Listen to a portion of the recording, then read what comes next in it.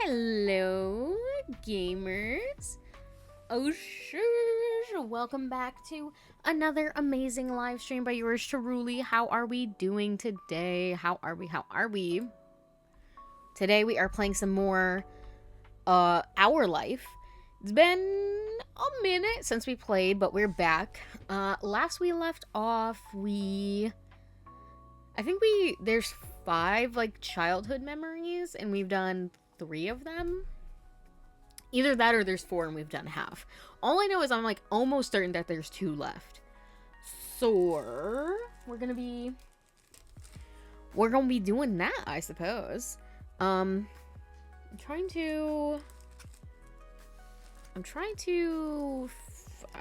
put my phone somewhere. I'm trying to find it. There it is. Give me this. And also give me my little baggie. That sounded crazy out of context. I have a bag of pistachios. I have a bag of pistachios, so if that's what you're trying to deal in, I have them. Comment below, what's your favorite food nut? Not any other kind of nut, you sickos. And let me pause this and this. We got a lukewarm opening. It's fine. Potentially Pidgey might come and join us for this, but right now it's just me and you and me. I'll be for real, I don't remember this. You maybe you weren't there that day, Hydro? You might have been, being British and asleep. Probably. At least I assume so. Because that's the only reason. Maybe it'll be more... Either you were asleep / just not here, or I don't know. And maybe you just really don't remember. We'll see if actually playing it jogs your memory. Ah! I'm dropping things. I'm just trying to get my blanket because I'm chilly. Alright, I got my hat on backwards and it's time to freaking party. Let's continue. Okay, there is 5 and we do have 2 left. Okay, so in this game, you can choose to like do or not do these memories. Me, bro, I'm trying to get the full experience, so I'm doing them all. So we're starting with a sandcastle. I don't remember, like I said, I don't remember any of the voices that I gave them before. So don't expect me to be consistent. Hold on. Cove isn't able to do many things that summer. When you, him, and oh, dude, you know what I do remember, though? I do remember that, I believe it's Shiloh, who is now my #1 enemy.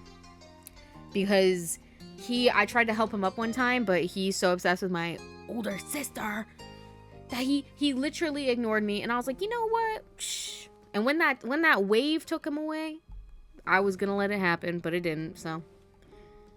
When you, him, and Shiloh sat out on the shoreline one bright morning, you could tell he wanted to be in the water.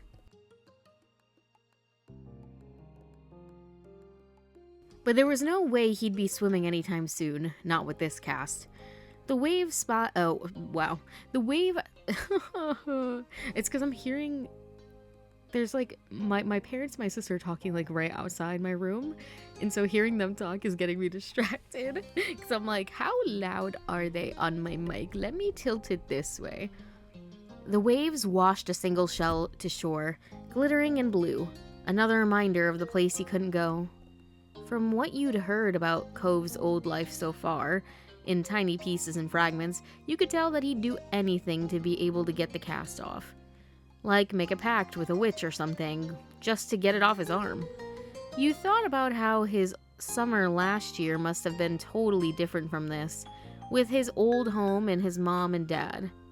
And now he was here, with you, and Shiloh, and Lizzie, and everyone else.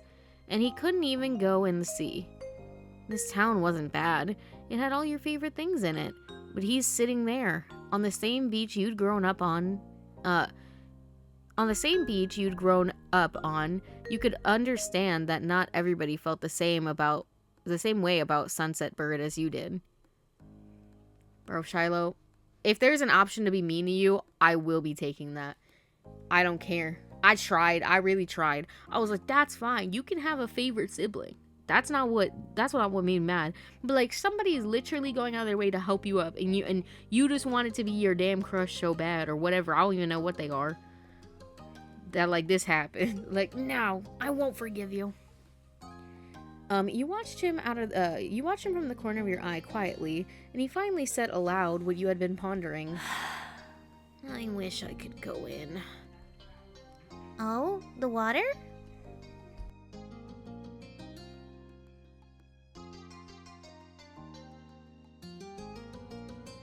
Yeah. Oh.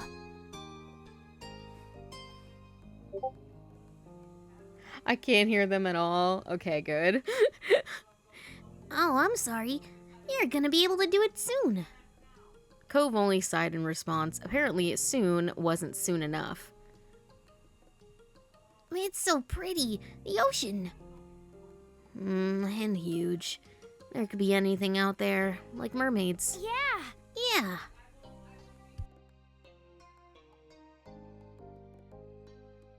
I wish you didn't have a cast. I don't really care. Swimming might be fun if we could. I'm fine here on land. Mermaids aren't real.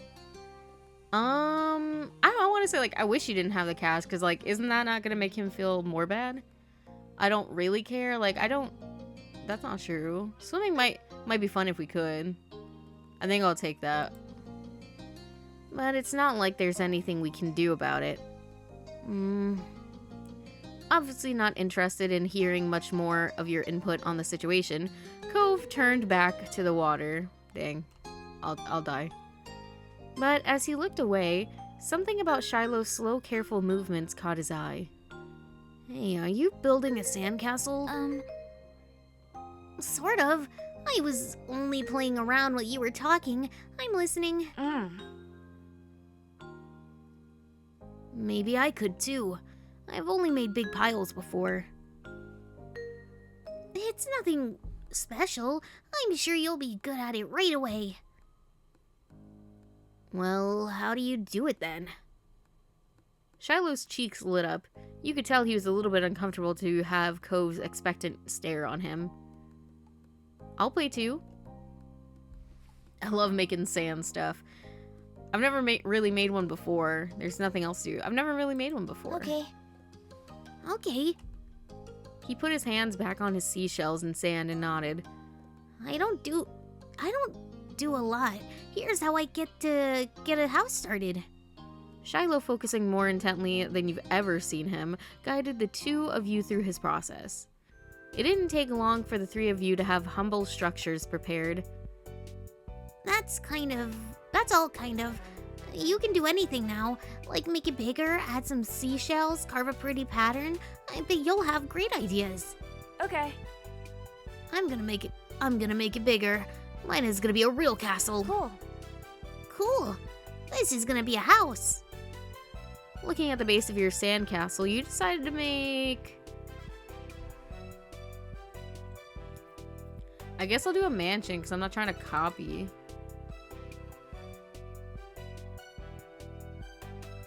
Looking at the base of your sandcastle, you decide to do what Lizzie would do and design a mansion.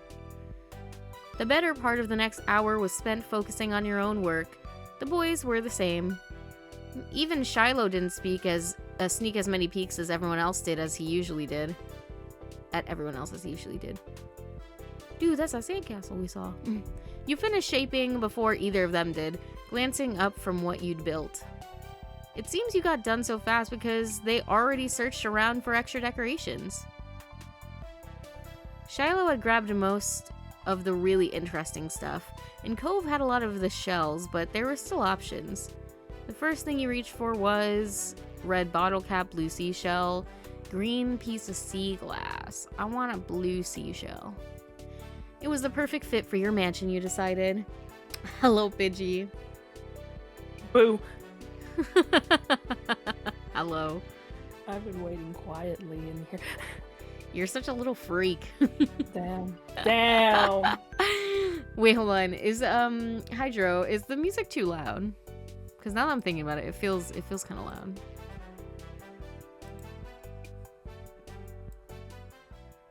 May I get Prime streaming, please? Yeah.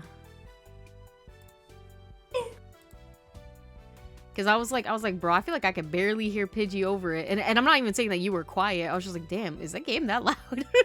Damn.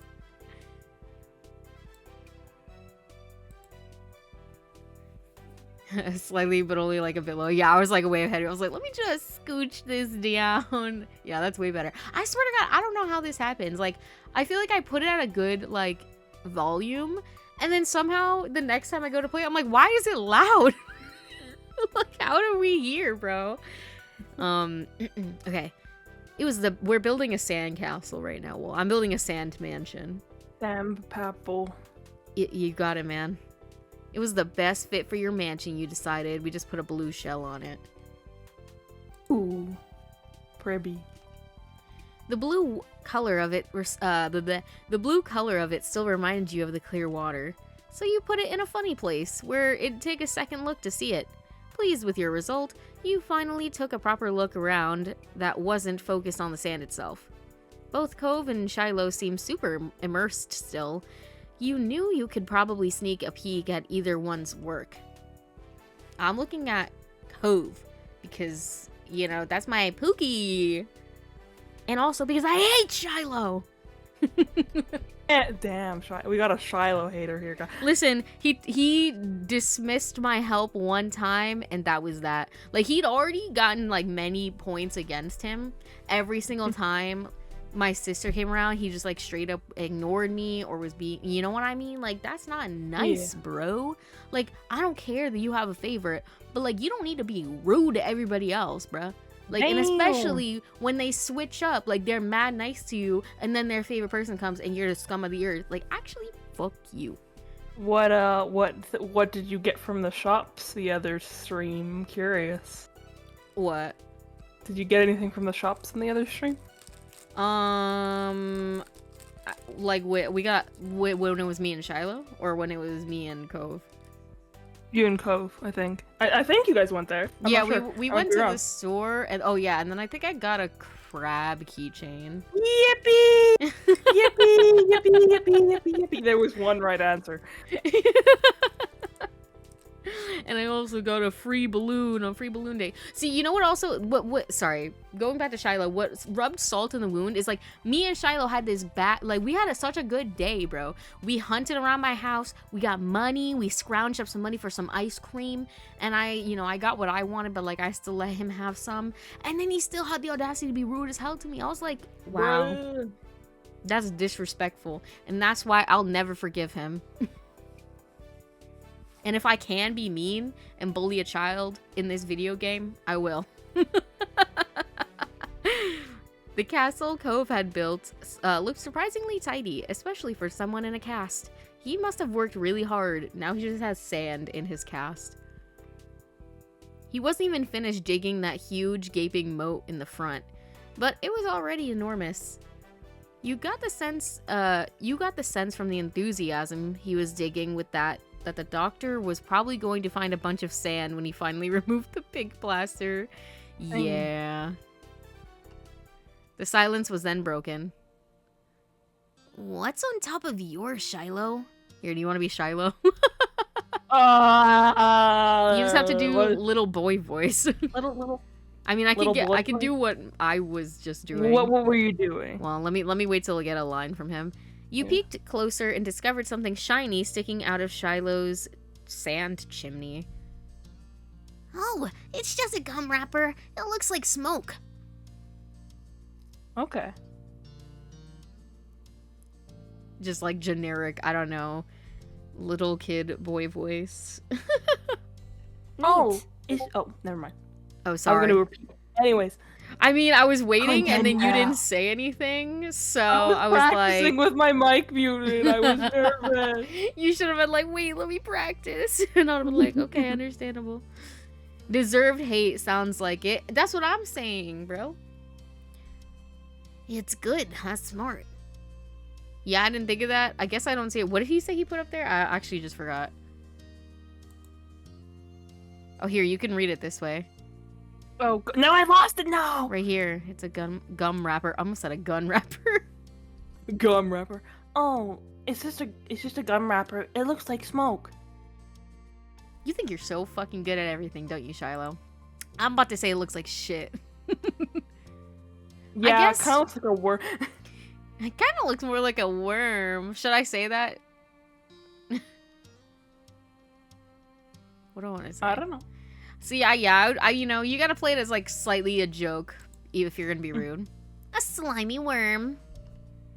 Sticking out his tongue in disgust, Cove's face soured. Gross. Shiloh frowned without a word. That was that for the current topic. Luna, can I see what you did? Sure. He scooted just a bit nearer and began surveying your work. All you really knew about mansions were that they were supposed to be big, so you'd gone really big. It was the size of the country club that Lizzie played golf at compared to Cove and Shiloh's buildings, probably even bigger. Shiloh quickly decided to jump in on the new conversation. Hey Luna, what did you do? Damn! Listen, wait till I curb stomp this child. He's really trying me. I should have been ruder. I'd have been like, yeah, I just don't see it. This is my mansion. Cove scowled for a moment. Apparently the anger was still there after his argument with Lizzie more than a week ago. Oops. I forgot about that. Oh, but he likes that because I went with what Lizzie liked. It looks great. Your house is so big.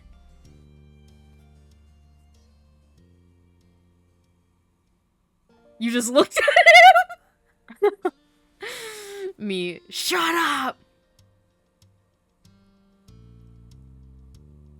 I don't know what to say, bro. I want Cove to like me again. So I don't know what he would want me to say.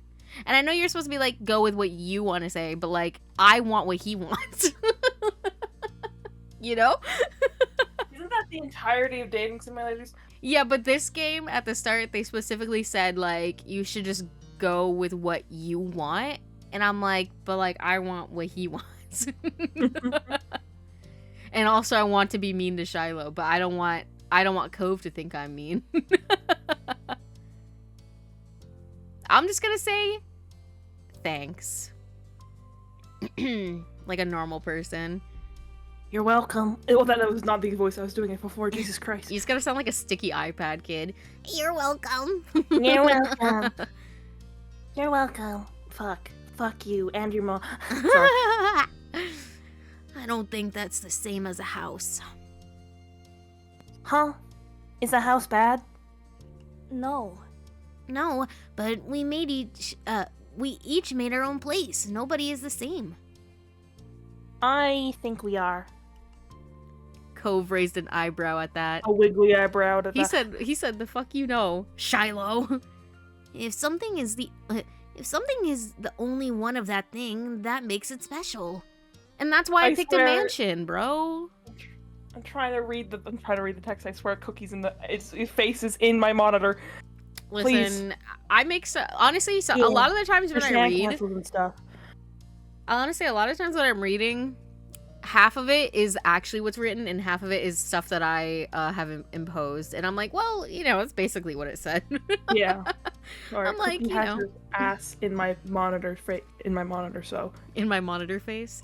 In You're my a computer monitor man, face. I knew it. monitor face. You're Calculester from Monster Prom. Yeah, for sandcastles and stuff. People too. My dad always says how everybody is their own man, a real individual. I don't think I'm very special. Yeah, me either. Why? Why? Nobody else is you. Shiloh simply shook his head. I'm not different. A beat passed between the two. Cove then looked down at his own work again. Okay. He didn't seem to be bothered leaving the disagreement hanging there. Cove had other things on his mind. My dad tried to get me to make sandcastles the first time we came to this beach. I didn't want to. Cove trailed off. Again, there was another moment of silence. Shiloh shifted and opened his mouth to say something, but Cove spoke up before he could. You didn't think he noticed that Shiloh was going to talk. Hey, do you know what happened when your mom met my dad, Luna? What? You waited to see if Shiloh would say what he wanted to. When he didn't, you considered Cove's question. I wasn't there. They didn't tell me. I just remember what happened when I met your dad. Mr. Holden had been a weird stranger then. Well, he was still kind of strange. No other parent acted like him, but you knew him better at this point. Now that you thought about it, it made a lot of sense that Cove's dad talked to him about people being unique. You were pulled from your thoughts when Cove continued. Yeah, like, I was like, oh my god, idiot main character. He doesn't know that we met him before we met together. Wait, have you, I guess you haven't told Cove that you only, talked to him because his dad gave you $5, right? Yeah. Actually, it was $20. Oh, $20. Okay, yeah, I forgot. Yeah, I haven't told him that, and I'm taking that to the grave. Nobody needs to know. Oh, well, I was there. I don't think my mom has met your dad. Yeah, I'm pretty sure she hasn't. Luna's parents and my dad met the same day I met her. I'm gonna say what happened. Shiloh frowned to himself, ducking his head. His hat cast a shadow over his face. You could still tell he was upset at not being included in Cove's choice of topic. Sorry, I almost said chopic. Topic. That was kind of boring for him.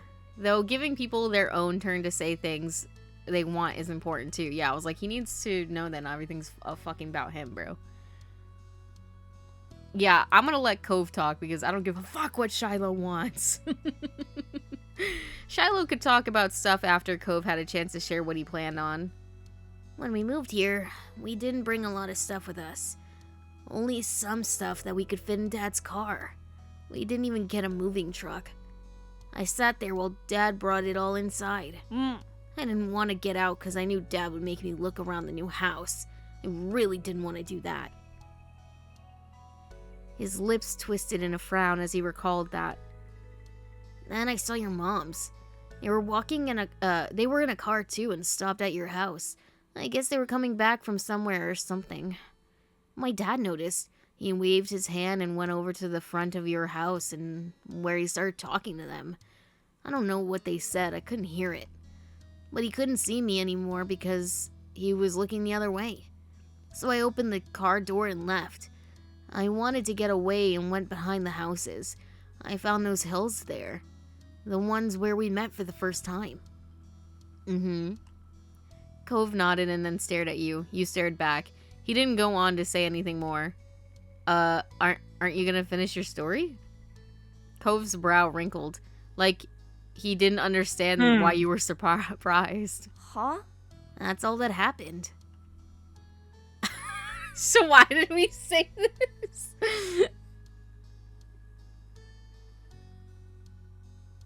Oh, thanks for telling me, I guess. You know he only did that because he doesn't want Shiloh to talk. That's real. And neither do I. Even if not much happened, you weren't going to complain about knowing the story. Shiloh's mouth twisted into a scowl of disbelief, but he said nothing. Listen, nobody's saying you have to hang out with us. Go hang out with Lizzie since you fucking love her so much. Why'd you bring that up anyway? There was a slight shrug of Cove's shoulders. Well, I was thinking about it because of the sandcastle. It made me remember when I moved here. Dad showed me the beach first before we went back to the car to unpack. He was really excited about it for some reason. Cove's brows furrowed a little more as he quietly raked his hands through the sand. I get it. You thought maybe Mr. Holden wasn't that excited about the beach and was instead hoping Cove might be. But the line of conversation had come to its end. Even Cove was done with it. Some other topic had popped into his head. Shiloh fidgeting uncomfortably in the sand had made Cove aware of his presence again. They looked at each other, and you could only wonder what this might be about. Hey, Shiloh. Yeah? Why are you always turning so red? Even when nothing's happening. Just calling his ass out. Clearly startled, he jerked back. Neither you or Shiloh had expected that to be how he got included in the conversation again. They really said, you know what? And he's just so real for that. I don't know, I guess. Fuck, why do you sound like a fucking, 30-year-old man? like praying. You gotta go up. I don't know, I guess. Okay. It's kind of weird. Shiloh's eyes were wide with embarrassment, and his lips twitched, and he was blushing even harder than before. It's funny. Listen, I do and don't feel bad. Because, why did he do that? He didn't need it. He was just like, why do you blush so much, you fucking freak? I know why, but I won't say anything due to plot reasons. Maybe it wasn't only this. Perhaps it was simply the last straw. But it was a big deal to Shiloh. A huge deal. He didn't just look sad. He seemed almost panicked. You weren't sure if he was about to cry or run away or what, but you soon got an answer. Oh, sorry. Damn, here we go again. Why do you wear glasses? Most kids don't wear glasses, and nobody's named Cove. Wow, you're gonna make fun of somebody whose eyes don't work properly? Disgusting. And you're gonna make somebody's name? They didn't get a choice in that. SMH, Shiloh. I can't believe this. Is that your Discord notice? Damn, I guess it is. I don't know why you can hear that. Also, why am I getting Discord notice? What the Sigma? Who's yapping? I don't know, because I have streamer mode enabled, so I shouldn't even be getting notifications. What the fuck? Where am I? Where is that even? I'm not even seeing where that's coming from. Stop messaging me. I'm playing video games. I don't know why I'm getting Discord notifications. I just like hadn't realized it, because like I could hear it obviously, but I was just like, yeah, blah blah blah blah blah blah. And then you were like, wait, I am hearing like I shouldn't be. Streamer mode shuts that off. I love being on permanent do not disturb anyways. Listen, I'm always on away because I like the moon, obviously. Who asked you to come?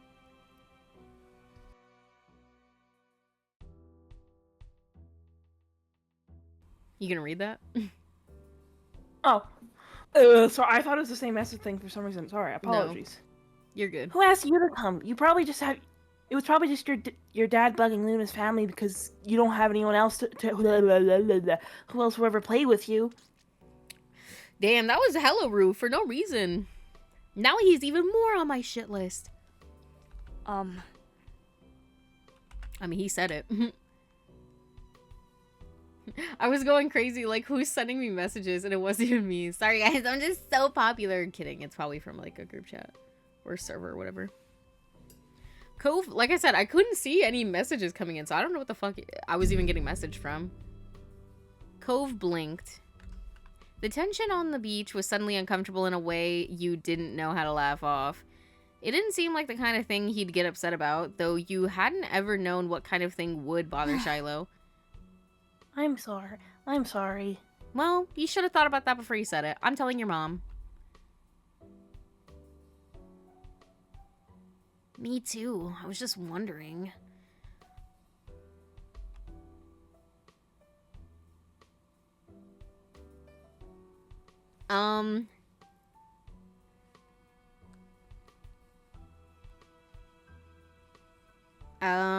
Hey, let's build another sandcastle. The day's gonna be over soon. Luna, you're right. The sun is going down so fast. You know, like, I just, you know, I don't know, man.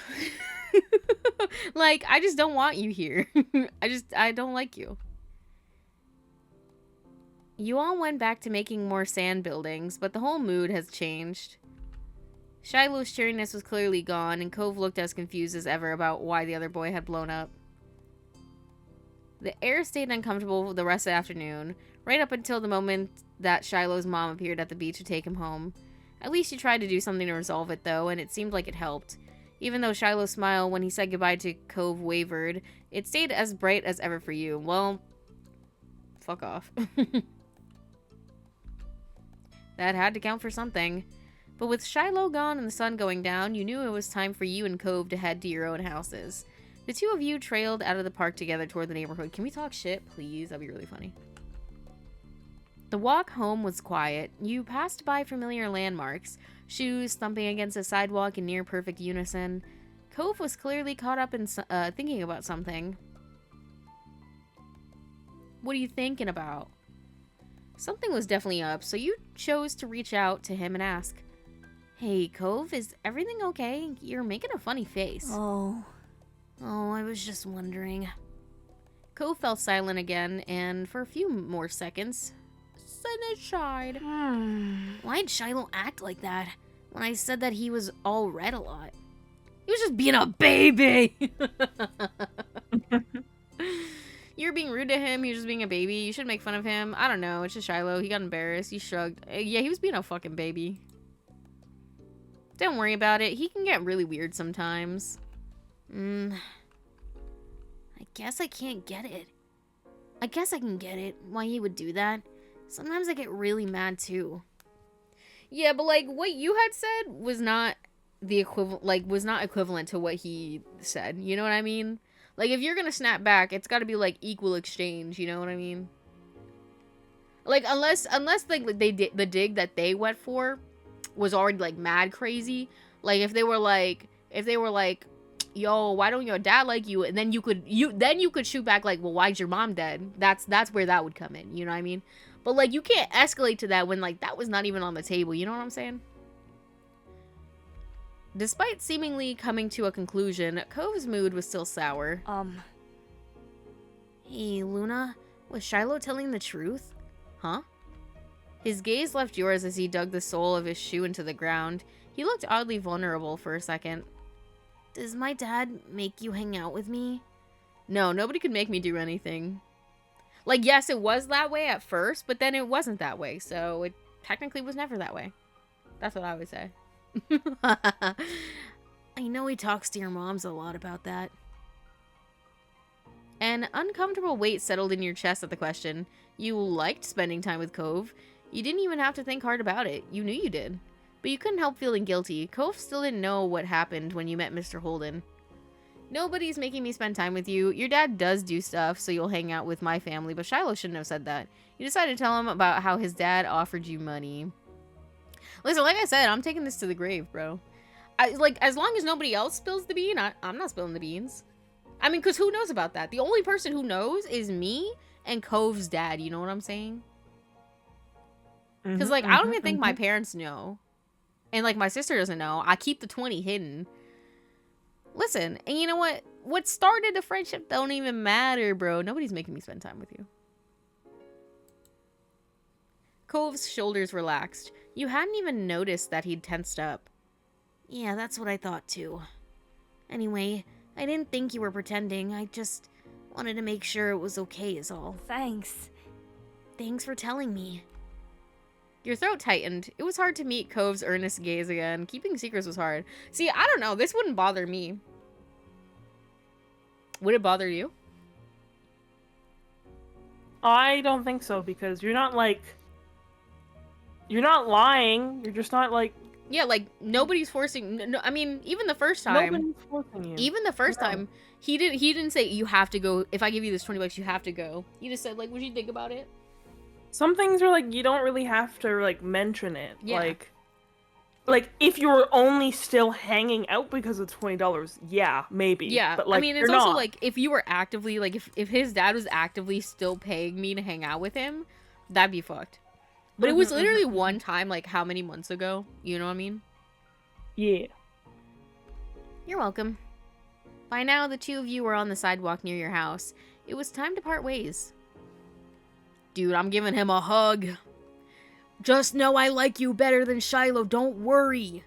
Okay? And I also, your friendship was not bought. I just like money and I was going to talk to you regardless.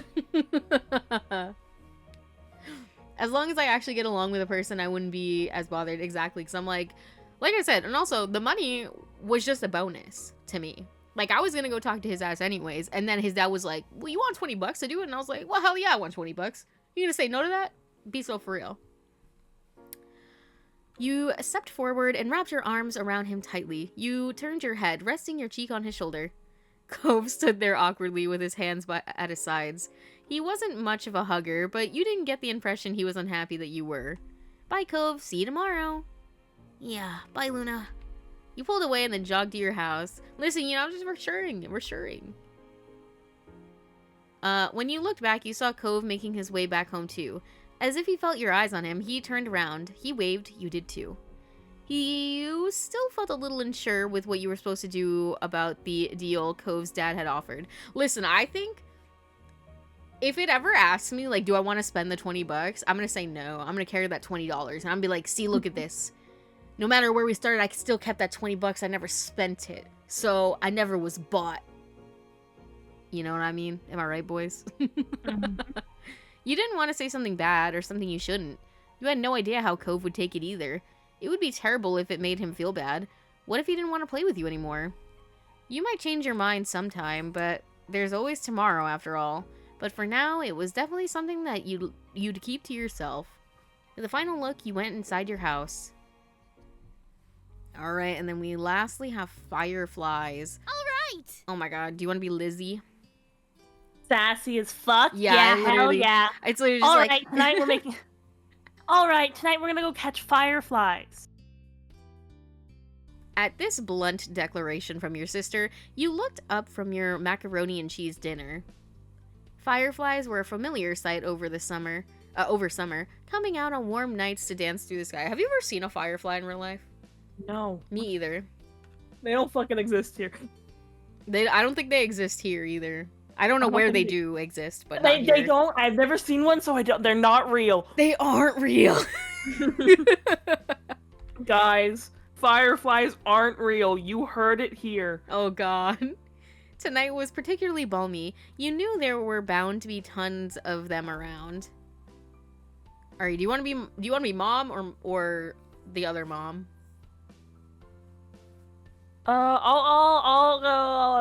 I'll be the other mom. Okay. Oh, you are you? You start eating faster. I don't even remember what I said. Hold on, let me look at the log. Alright, tonight we're gonna catch fireflies. Yeah, I wanna catch fireflies.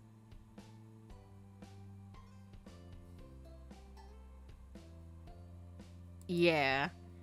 You rocked slightly from side to side in your seat, already excited for your after-dinner activity. Catching fireflies was a great way to spend a summer evening, and you could already envision the little lightning bugs drifting through the darkened sky. Fucking Shiloh's here? That's a good idea, Lizzie.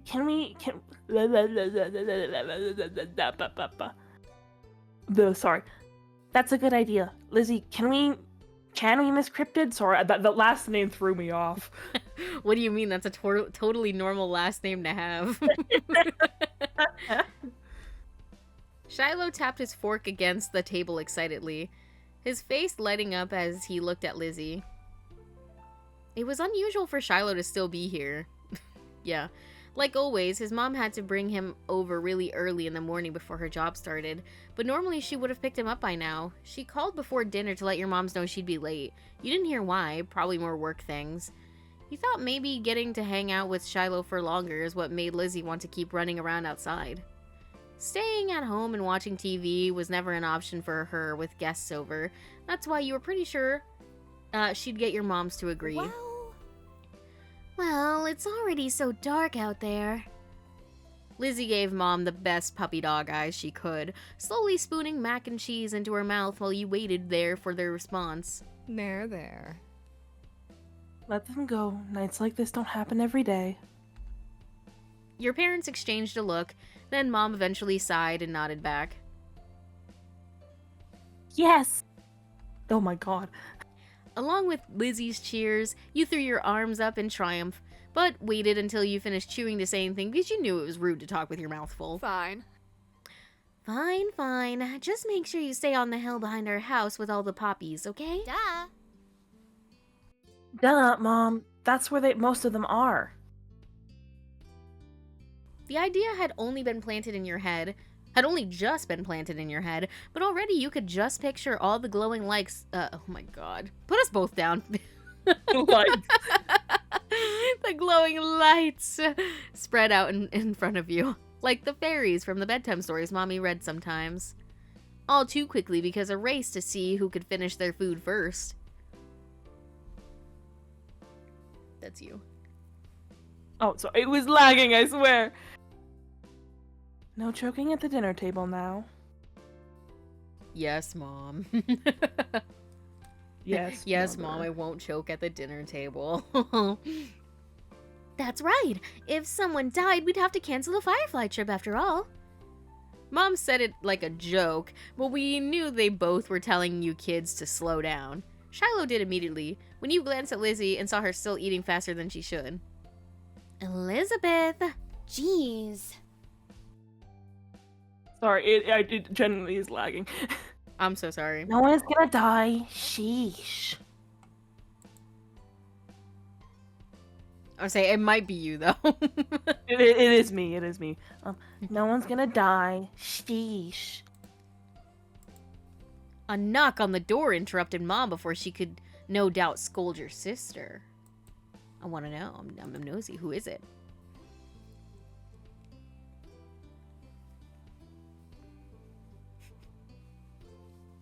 Damn, Look bro. at it. Here, what if I... Nani. Oops, that's the wrong thing. I fucking opened Steam. Here, what if I close it and reopen it? Oh, Sorry, stream. I'm laggy as fuck. I'll get it. Your big sister jumped out of her seat and ran over to the door, pulling it open without even looking out the window to see who it was. Girl, stranger danger!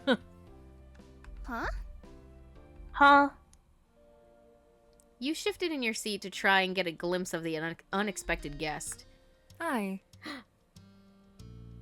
Good evening, Cove. Your mommy had already walked to the door by the time you managed to see past Shiloh's flappy hat. Oh, Cove, hi, you're here. Cove smiled at your enthusiastic greeting, and you hoped Mommy would ask him to stay. It didn't matter why he was here, it meant he could join you all in catching fireflies. Then, for a few seconds, Cove said nothing. He only stood there and looked up at your mommy with a face almost like he was considering turning around and leaving. My dad told me to drop this off because I guess he borrowed it from you. Cove took a familiar screwdriver from out of his large side pocket. Eyes now dropped on the floor. We left ours back home when we moved. Great, thanks, bye! Listen, Lizzie, this is my future husband. You can't be treating him like this. Thank you. Thank you. Hey, here, why don't you come inside for a bit? dude, my mom's the goat. Lizzie crossed her arms and lifted her chin. Cove shrugged, and Mom stood from the table too. I'll give your dad a call to let him know that you got here all right. He's like two out of 4, two out of 3 of these kids hate me. Or like last time we've interacted, he's had beef with both of them. I do like that. Well, actually, I don't know. If you don't do some of the memories, does it not like reference those memories and other ones?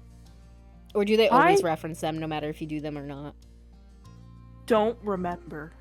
Because I was gonna say, like, they've I don't mentioned think it like does. other stuff from other things. It So. does. Oh, it hasn't. I know it. I know it at least mentions stuff you've done in the past. Mm-hmm. Like there's like a couple things will change. There's little Easter egg type things. Mm-hmm. But I don't know if I guess you just won't get those if you. Yeah, because I was do like, I don't know if it's. It's not anything like major though. Yeah, like it's just like, I like that it like referenced how like Cove and Lizzie had a fight, even though that happened in a separate memory or whatever. Like Yeah, that's cool. I think you have to do them. I don't think you'll miss. You don't miss out on like massive things. I Yeah. would say. Yeah. No, that makes sense.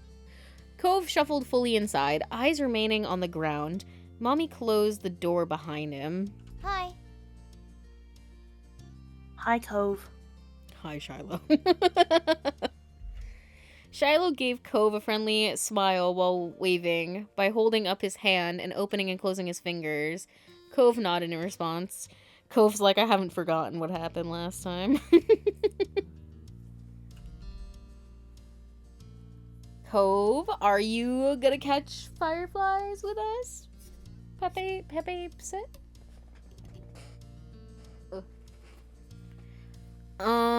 You should come outside with us if you want to. You weren't sure what to say. I'm gonna say come. You should come with us. You could see Lizzie eyeing you up for mentioning the excursion. Listen, man, if your fuck ass friend gets to come, my fuck ass friend gets to come too. Don't play with me.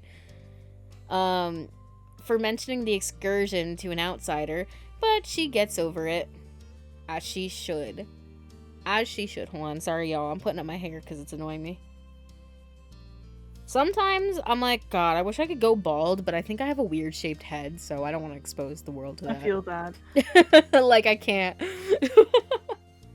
And, like, I also have, like, curly hair, so I don't know what it would do if I cut it, like, super short. The short I've ever had is, like, bottom of my chin. As someone with a curly-haired brother, when you cut it that short, it looks fine. But when it starts to grow back in, it gets a bit mad. Yeah. Like, I have an undercut, and the hair back there behaves so weird. I'm like, I don't know her. Does some shit. I've seen it 'Cause, for like, myself. It's, like, not, like, super curly, but also, I don't know. Like, it just does weird things. Anyways. Sorry, and then I just started touching my hair. I was like... yeah, but she'd get over it. You hoped Cove would say yes. That way, you wouldn't be the odd one out with Lizzie and Shiloh anymore. Yeah, literally. Yeah, I could do that. I've never caught one before. Me either. It's too bad he didn't have a chance before now. The fireflies weren't out when he first moved in, and there have not been any... Fuck me. And there must not have been any where he used to live. You got the 2 dyslexic people with stutters to read. Like, that's kind of diabolical. It's great. We can't go out until after dinner. I lost her bitchiness. Where did her bitchiness go? You need to go, like, you need to reach that, like, Cinderella kind of. Bitch! We can't go out till we eat dinner. Kind of We beat. can't go out till we eat dinner. Oh, there we go. You, me, dinner tomorrow. Tomorrow. Yeah! That's literally you. After she That's how I need the people to talk to me on a daily basis. You, if you know, you know. After she pointed this out, Lizzie walked back to the table and took her seat. There wasn't much left on her plate. Since this was very true, you decided to finish up your own stuff as well.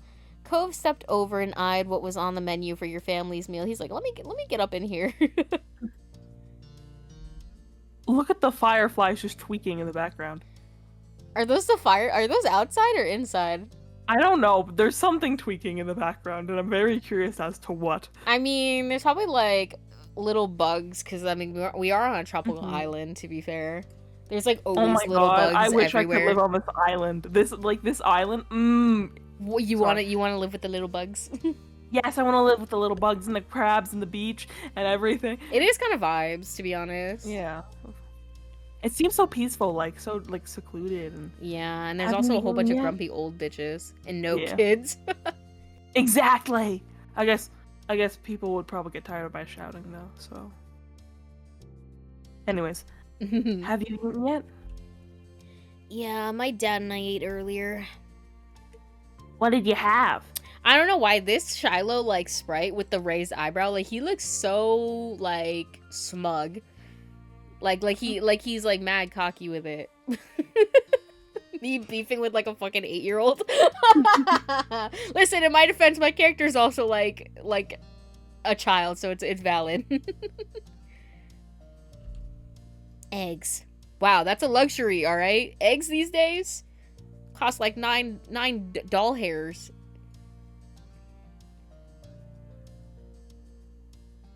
Eggs. My throat made a funny noise. I'm so sorry if you heard that. The clipped one-word answer seems to discourage Shiloh from asking any more questions. I mean, listen, to be fair, like, I don't know what Shiloh's out here acting like ain't nothing happened. You know we was beefing from last time. Hello, Evan. Welcome in. How are you, friend? Ooh, I don't know if I actually fully read that, and I don't think I did. Like I said, if your game has a log, it's automatically goated. Because there's bitches like me who click too fast or just plain can't read. The clipped one-word answer seems to discourage Shiloh from asking any more questions. His eyes slowly wandered back to the last scraps of food on his plate. Her phone call with Clove? I kept doing that last time. I kept wanting to call him Clove instead of Cove. Like, why am I inserting an L in there? I think it's just like your brain's way. I know like cove is an actual word, but Yeah. like clove is a name, so it's like the auto-ness brain insert. Like Yeah, they're like Cove is not a name. And like it's a word you don't really see that often because, you know, why would you? I live in the Great North. Literally. Like, why- there are no why- Well, I mean why like we have Cove? like beaches and stuff here, but like I mean, I don't go to the beach. I don't really like the beach. I don't really like sand, and I don't like seaweed, and I don't want any critters brushing it's against like- my I guess leg. like coves exist here, but they're not like when you think of Common. cove, you think of pirate and like sandy Yeah. coves, not like the definition Pirate of a cove, which cove. is probably just like any body of water that has like a land piece that like what Yeah. is I the think definition I of think a cove? a cove is like it has to be like with water in W? it maybe, and then also be like partially covered. Mhm. I think. Anyways. Her phone call with Cove's dad, not Clove's dad, must have ended, cause your mom came back into the room. Okay. Cove, your dad said you can stay for a little while if you'd like, but he's going to come get you before it gets too much later. Sure. Fun. Oh, fun! This will be so nice. Yeah, Lizzie can hang out with her friend, and I can hang out with mine. Listen, and I guarantee you the only reason why Lizzie even likes Shiloh is cause he listens to everything she says and like worships the ground she walks on, and that's what Lizzie likes. As you polish off the meal, you hoped it would be too. The three of you all finished eating shortly after, and Lizzie led the way outside. Remember, don't stray too far. It's no. It's fine, Mom. Welcome to Voice Actor 101. It's our first session. Thrilled. Shiloh trailed so closely after Lizzie, he was nearly stepping on her heels. Cove hesitated at the door. Coming? After a moment, he did. Bye. Bye, children. The two of you were a good 10 or 15 feet behind Lizzie and Shiloh by the time you walked outside. You pushed the door shut behind you, watching their figures get farther and farther away. Like, look at this big awe house. Like, eat the rich. You're so slow, Luna. We don't have all night. You started to run when you heard Lizzie's voice calling you, but paused when you saw Cove still walking at a relaxed pace. Are you not gonna come? You tug him along, you walked with him, you waved at him to hurry, you ran off. I'm just walk with... I'm like, you know, we could chill. I don't like running to begin with, so I wouldn't run.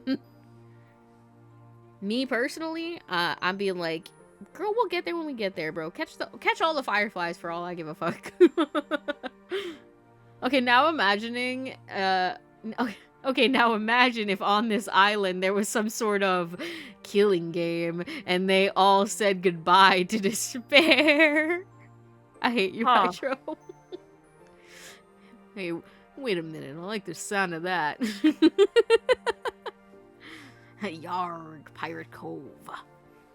You fell behind, sidling up next to him and matching his stride. He noticed right away. It's okay. You can go ahead if you want. You smile and shake your head. I know. After a short while, the two of you reached the hill behind the house. Oh my god, look at the fireflies tweaking. Maybe that was them. But just like through the window. I like the buggies. Do you want to be here, or do you want to be one of the fireflies? Like, do I you wanna want to be be one where of the Cove is fireflies. standing, or I want to be one of the fireflies. you want to be doing your little dancey dance? Um, You my should little look up dance how man. long fireflies live for. Hold on. After a short while, the two of you reached the hill behind the house. The fireflies were out in full force, floating on the breeze, their gentle glow winking in and out, and creating an almost magical effect. Lizzie had already climbed to the top. Shiloh was spinning in circles, somewhere around the middle. Wow. Wow, indeed. Shiloh took a moment to come over and welcome the both of you to the hill. Hi guys. You need to. Blah, blah, blah. Hi, guys. It's really great out, huh? See how many there are? Ugh, I can't get Goku. Yeah. Yeah. A firefly danced through the air, landing on Cove's sea green head. Shiloh couldn't help but giggle. You and Shiloh couldn't help but giggle. You look quietly on. You shooed the bug away. I guess we're both giggling. You can't disagree me out of this. Covering your mouth with a hand, the sound escaped you, and Cove looked at you in confusion. What? You gestured to his head, and he reached up, making the firefly dart away. Cove jumped, then followed after the glow. Oh, Oh, look. Lizzie has one. That's amazing. Shiloh ran to the highest point of the hill, making sure not to lose his hat or backpack along the way. See, I would have left the backpack at home. Like, at their home. You Also, hung... I googled how long fireflies live for. 61 days. That's like 2 months, basically, right? Yeah, You know? In with a bang, out with a bang, literally. exactly. All they know is be birthed, eat food, fuck, and die. You hummed as the group divided and conquered, shifting your gaze to the dozens of other fireflies sailing around. The game was on. You had a bandage on your thumb, and you tried to be cautious of that. You had a bandage on your palm, and you tried to be cautious of that. You had 2 bandages on your hand, and you tried to be cautious of that. You were not good at you were good at not getting cuts or scratches, so you weren't too worried about that. What? Um, Am I forgetting something? to be honest with you, I don't really feel like I was that injured as a kid. Like, I don't really feel like I tripped or like hurt myself a lot. So me personally, I'm good. I don't have anything to worry about. Y'all stay safe though. Spotting one close by, you approached it like an assassin with assassin-like stealth, crouching down to make yourself seem like less of a threat. Slowly dragging one foot in front of the other, you crept up towards it, arms outstretched. You closed your hand around each glowing orb, careful not to crush it. The firefly landed on your palm, almost docile, and you stared down at your prize in delight. Me summoning my physical damages through form of text, help. The tiny legs tickled your skin, and you giggled at the sensation. Cove kept up with his own target, but when he tried to grab it, his pink cast waved awkwardly through the air, foiling his efforts to clap his hands around the firefly. Ah. Cove watched it vanish into thin air with a dissatisfied expression on his face. You encouraged him to try again. You told him about the firefly you had. You made a joke about what happened. You did your own things. I would encourage him to try again, I guess. Wait, that's crazy. When my mouse is not on screen, look how calmly they move, right? And then when I put my mouse on the screen, they go crazy. Look at it, what? Why are they chill and then I put my mouse on the screen and they go crazy? Try again. You'll get the next one. Did you catch one? You nodded and Cove gave up his hunt for the moment, coming closer and peering at the insect still crawling across your palm. You held out your hand and he leaned closer, eyes widening a tad behind his glasses. Cove remained hypnotized by the little bug as he inched his hand closer to yours. Ultimately, he settled his fingers lightly over top of the ones you were holding open. It tingled. You stayed very still. You pulled your hand back. I was like, yuck! No, I'll stay still. The last thing you wanted was to accidentally scare the shiny treasure off. Whoa! Which one of these hands is mine?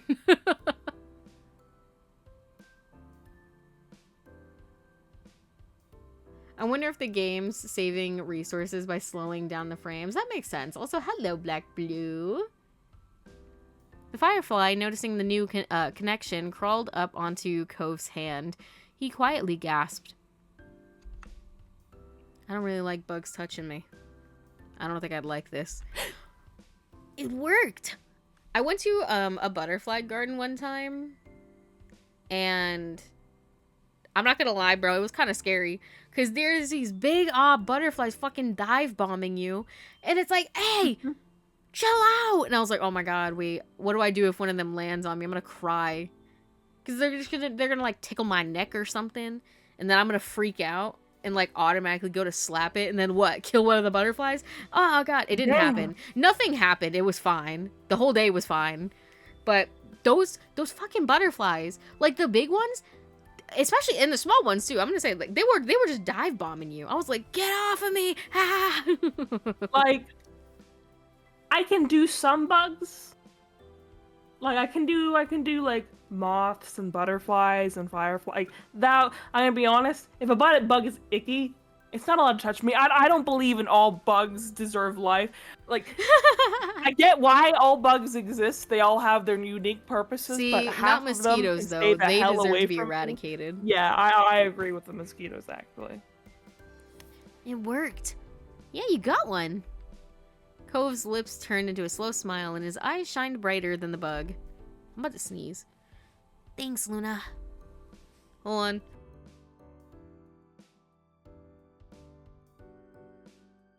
I sneezed. With a laugh, he gave the palm of your hand a friendly smack, performing an awkward low five. Startled by the extreme movement, the tiny light disappeared before you could even blink. Your firefly was gone. Sorry. Oops, sorry. Hey, man. I start crying. Nah, man, it's chill. I mean, like, I really don't care. So, I would never do that. I'd be like, yeah, it's whatever. That's okay. I couldn't keep it forever. You're right. Right, bugs have to stay outside. like Shiloh. Yeah, exactly. Let's get another. You decided to collect more. You decided to sit in the grass and watch. Let's collect more. I'm gonna help you. Uh-huh, we can work together. His face broke out into a wide grin. We'll get a bunch. With renewed vigor, you ran out into the hill. Sorry, I'm choking and dying. You're not sure how much time passed while you were in the thick of it. All you could focus on was the adventure at hand. No critter was safe from your grasp. That's so you, Pidgey. I could just picture you like grabbing bugs and like lizards in the woods. I love the. Okay, this is. I mean, it related. I fucking love like little tiny geckos. Yeah. I want to be a little tiny gecko. Wait, did you see the PNG that Matt made me today? I vaguely saw it. When I was driving, I was practicing safe driving, so I didn't take a second look. Dude, I appreciate Oh that. my god. Listen, I don't know when I'm ever gonna be able to use this outside of like what it was for today, but me and him have matching ones now. Yeah. Should I reveal the Yes, you PNG? should. Because I don't. This needs to not be lost in the archives. It needs to exist. It needs to exist. Okay. Let me see. Where's honey? Where's my super suit? I put it away. Add random source. Not the memes. We want the PNGs.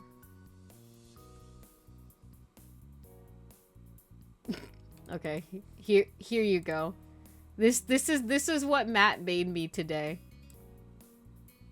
It's based off of that fucking rat meme where the rat is like eating the M&M, but he made mine say Yowie instead of M&M. Bro.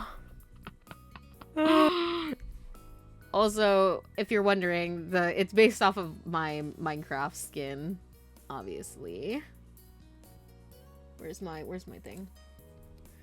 Like this is my Grim Hotel Minecraft skin. So that's why it looks like that. Cause that's what I look like in Minecraft. So yeah, I'm eating the Yowie M&M. Is that from Ratatouille? No, it's Oh god, what is that meme called? It's like this claymation like rat eating an M&M. Hold on. I don't know if it's a rat or a mouse. But anyway, me and Matt have matching ones because it's really funny. Oh, here it is. Here it is. Wait. Oh my... No! No! Sorry, they're pissing me off. Get rid of this. Let me switch my screen real quick. Side tangent for today. Game eater! Ignore that. This guy. It's based off of this guy. Look at him. He just eating his M&M, bro. Because we were playing, well, Kylie was playing the Wallace and Gromit game. And so, we had Wallace and Gromit, kind of, it's like the same kind of, like, look to it. So we had these for that. Take the ultimate gate test, bro. I feel like if I click this, I'm gonna get 20 fucking viruses on my PC.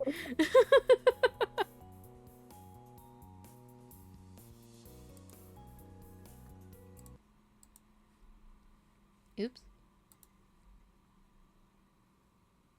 My game crashed. Yippee! You know what that means, right? We need to skip through all. Mm-hmm. That's fine. I swear they don't... Oh. Hey, it's my Steam. Hi, Steam. It's not what I wanted you to look at, but thanks, Pookie.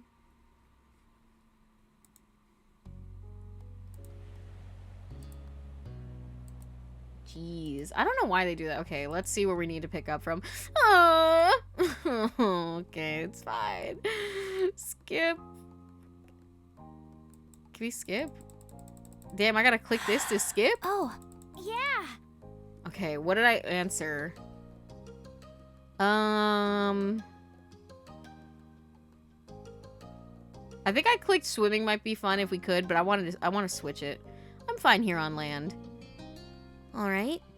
Obviously not interested in hearing much more. Okay, so he didn't give a fuck either way. I've never made one before is what I said before. Cool. I'm gonna change mine. Should I do a mansion again? Should I stick true to what I did before? Or is I this think so. Okay, we'll pick a mansion again. And I picked a blue seashell. I checked out Cove Sandcastle. Neat. And then I said kind of looks more like a worm. Worm. And then I just said thanks because I didn't know what to say. No. Why? Oh. Let Cove speak. Huh?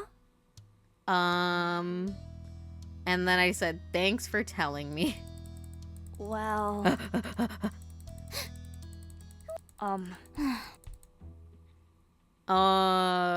Let's build another sandcastle, I said. I asked what he's thinking. He's just being a baby. Nobody's making me spend time with you. Thanks. And then we gave him a hug. Listen, all this is practice is just for when you become a very old. I don't. If you ever become a very old grandma, you can be a boss at Cookie Clicker. My sister has Cookie Clicker. She plays that a lot. I think I just said yeah. Wow. Damn, bro. Yeah. Like, what do you mean it doesn't? Jeez. Is this an option? No, sorry, wrong. I want config. Can you like hold it? Okay, no, maybe I do hold it. Huh? Oh no, I thought I did.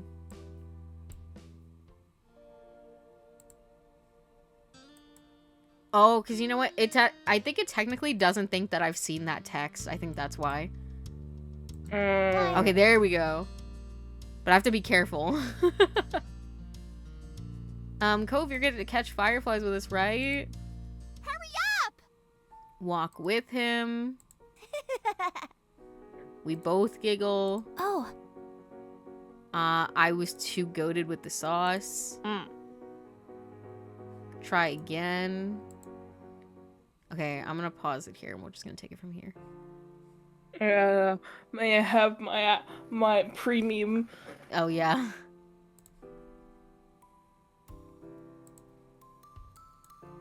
Okay. Doo-doo-doo-doo. There you go. There you go, buckaroo. Thank you. Did you know you have to pay for Cookie Clicker on Steam? I did. What? But just because my sister has it. All these stream premiumers. You stayed very still, yeah. Yeah, I'm just better than y'all. Last thing you want to do I'm is scare the shiny treasure off. Oh yeah, and then he gives me a freaking high five. Blah blah blah blah blah blah blah. sorry. I forgive him. Couldn't keep it forever. Go collect more. Okay, yeah, this is where we were before. You're not sure how much time passed while you were in the thick of it. All you could focus on was the adventure at hand. No critter was safe from your grasp. At first, you tried to keep a tally of how many you had caught, but once the number grew higher than 10, you had no more fingers left to count with. Nope. Luna, this way! You follow the sound of Cove's voice to the top of the hill, watching as he stretched his arms in front of him, reaching with his fingers, only narrowly missing his targets. Cove and you took turns trying to scare fireflies in the direction of the other.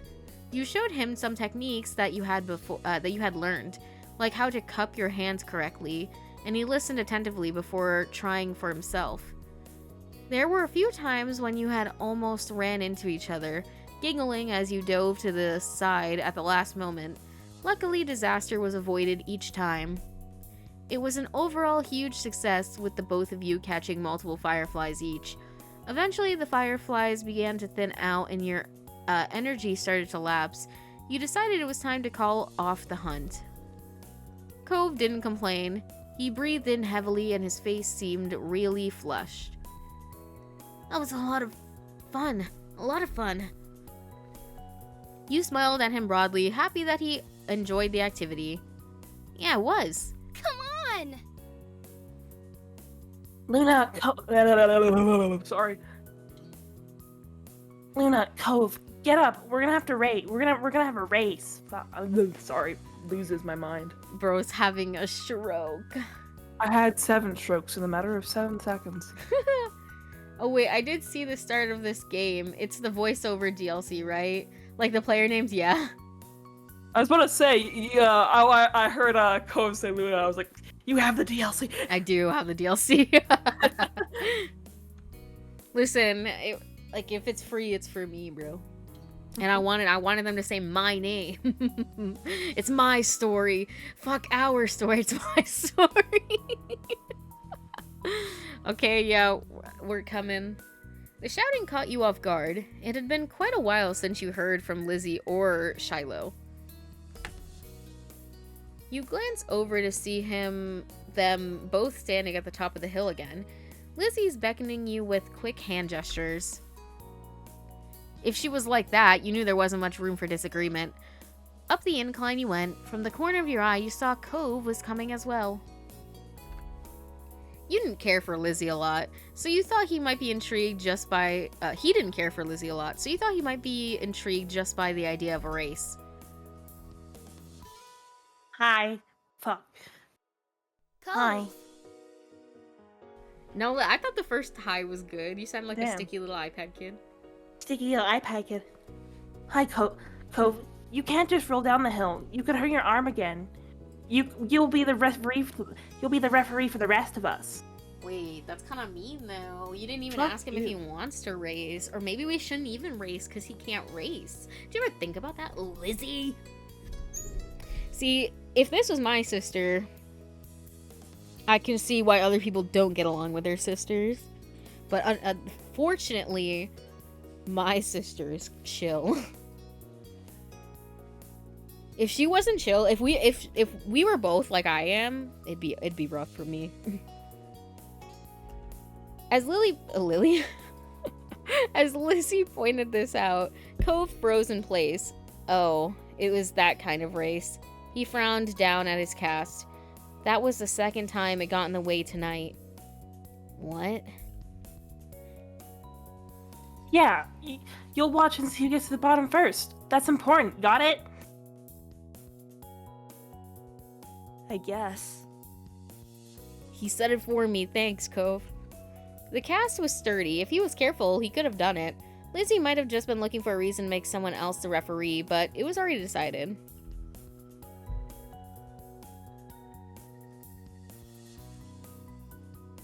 I'll stay with Cove. Really? Really? Why? You don't have to.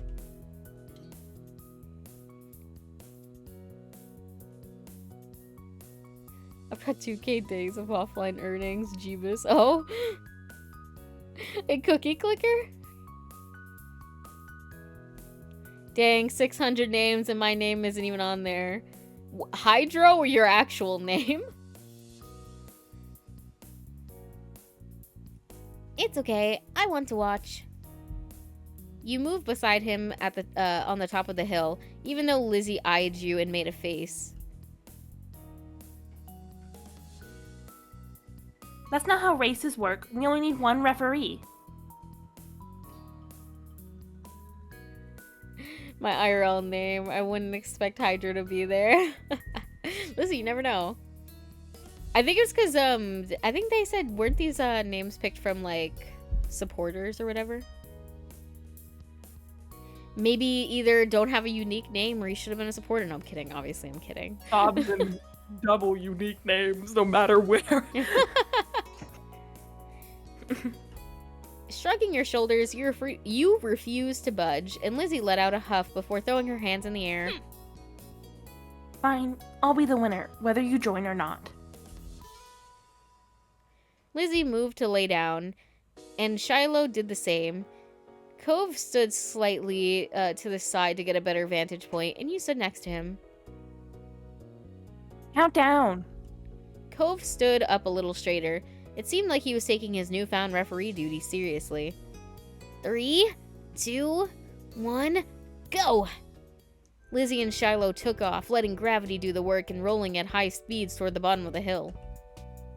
They actually just go straight into the ocean. You and Cove leaned forward to watch them go, eyes peeled for which one of the two would reach the bottom first. They were both neck and neck until about halfway down the hill, Lizzie started to veer off the side, giving Shiloh a huge advantage. She obviously hadn't noticed a thing, and as soon as Shiloh reached the bottom of the hill, he jumped up excitedly and threw his hands in the air. I won. Almost immediately, he fell back onto the grass, still dizzy from his roll down the hill. Lizzie stomped out of the bush she had ended up in, sputtering angrily and brushing leaves from the front of her dress. Not bad. Not bad. You got lucky. Let's do it again and see who wins for real. Kids, it's time to come in. Ugh. No. See, I probably could have won that if I participated, but I had to get those brownie points for real. And she still didn't win, so it's whatever. You snickered, feeling grateful you hadn't been a part of the mini debacle. You caught Cove's eyes and saw that he was doing the same. Because, see, we just think so alike like that, you know what I'm saying? We're hive-minded. It had gotten late and was beginning to feel just a bit chilly as you made your way out of the hills. But the cold in the air hadn't dampened anyone's spirits. The four of you walked back home side by side together. Jesus Christ, I'm having a stroke. How many is that? No, I'm kidding. The four of you walked back home together side by side down your neighborhood street, discussing the evening, with each person trying to prove that they were only... that they were the one who caught the most fireflies. You knew that whoever really did catch the most didn't matter much anyway. All that mattered was that you all had a good time, which, judging by the smiles on everyone's faces, you did. And we only fought a little bit at the end there, because Lizzie's a sore loser. Woo! And then summer ended, I guess.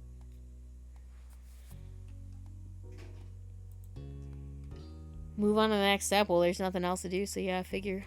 I'd probably save. How about that? Mm-hmm.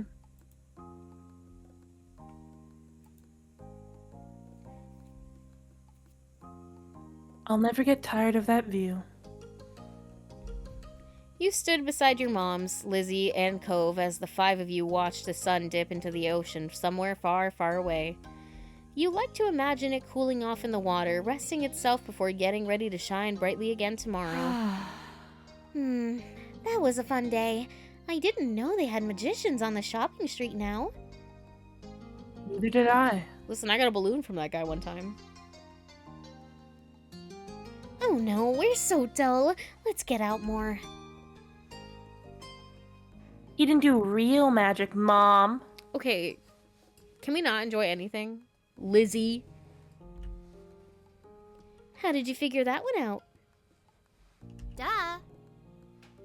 Because I know that's not what real magic looks like. It's magic. Oh dear, oh Lizzie dear, there's all kind of magic in the world. Lizzie gave Mommy a suspicious look, but didn't dispute her claim. You looked over at Cove, who hadn't said a word since you started home. He didn't look upset though, just content. You're aware he still hadn't quite warmed up to your parents. Well, we can't sit out here all night. Time to hurry home and get cooking. Who's helping with dinner? Lizzie immediately let out a groan.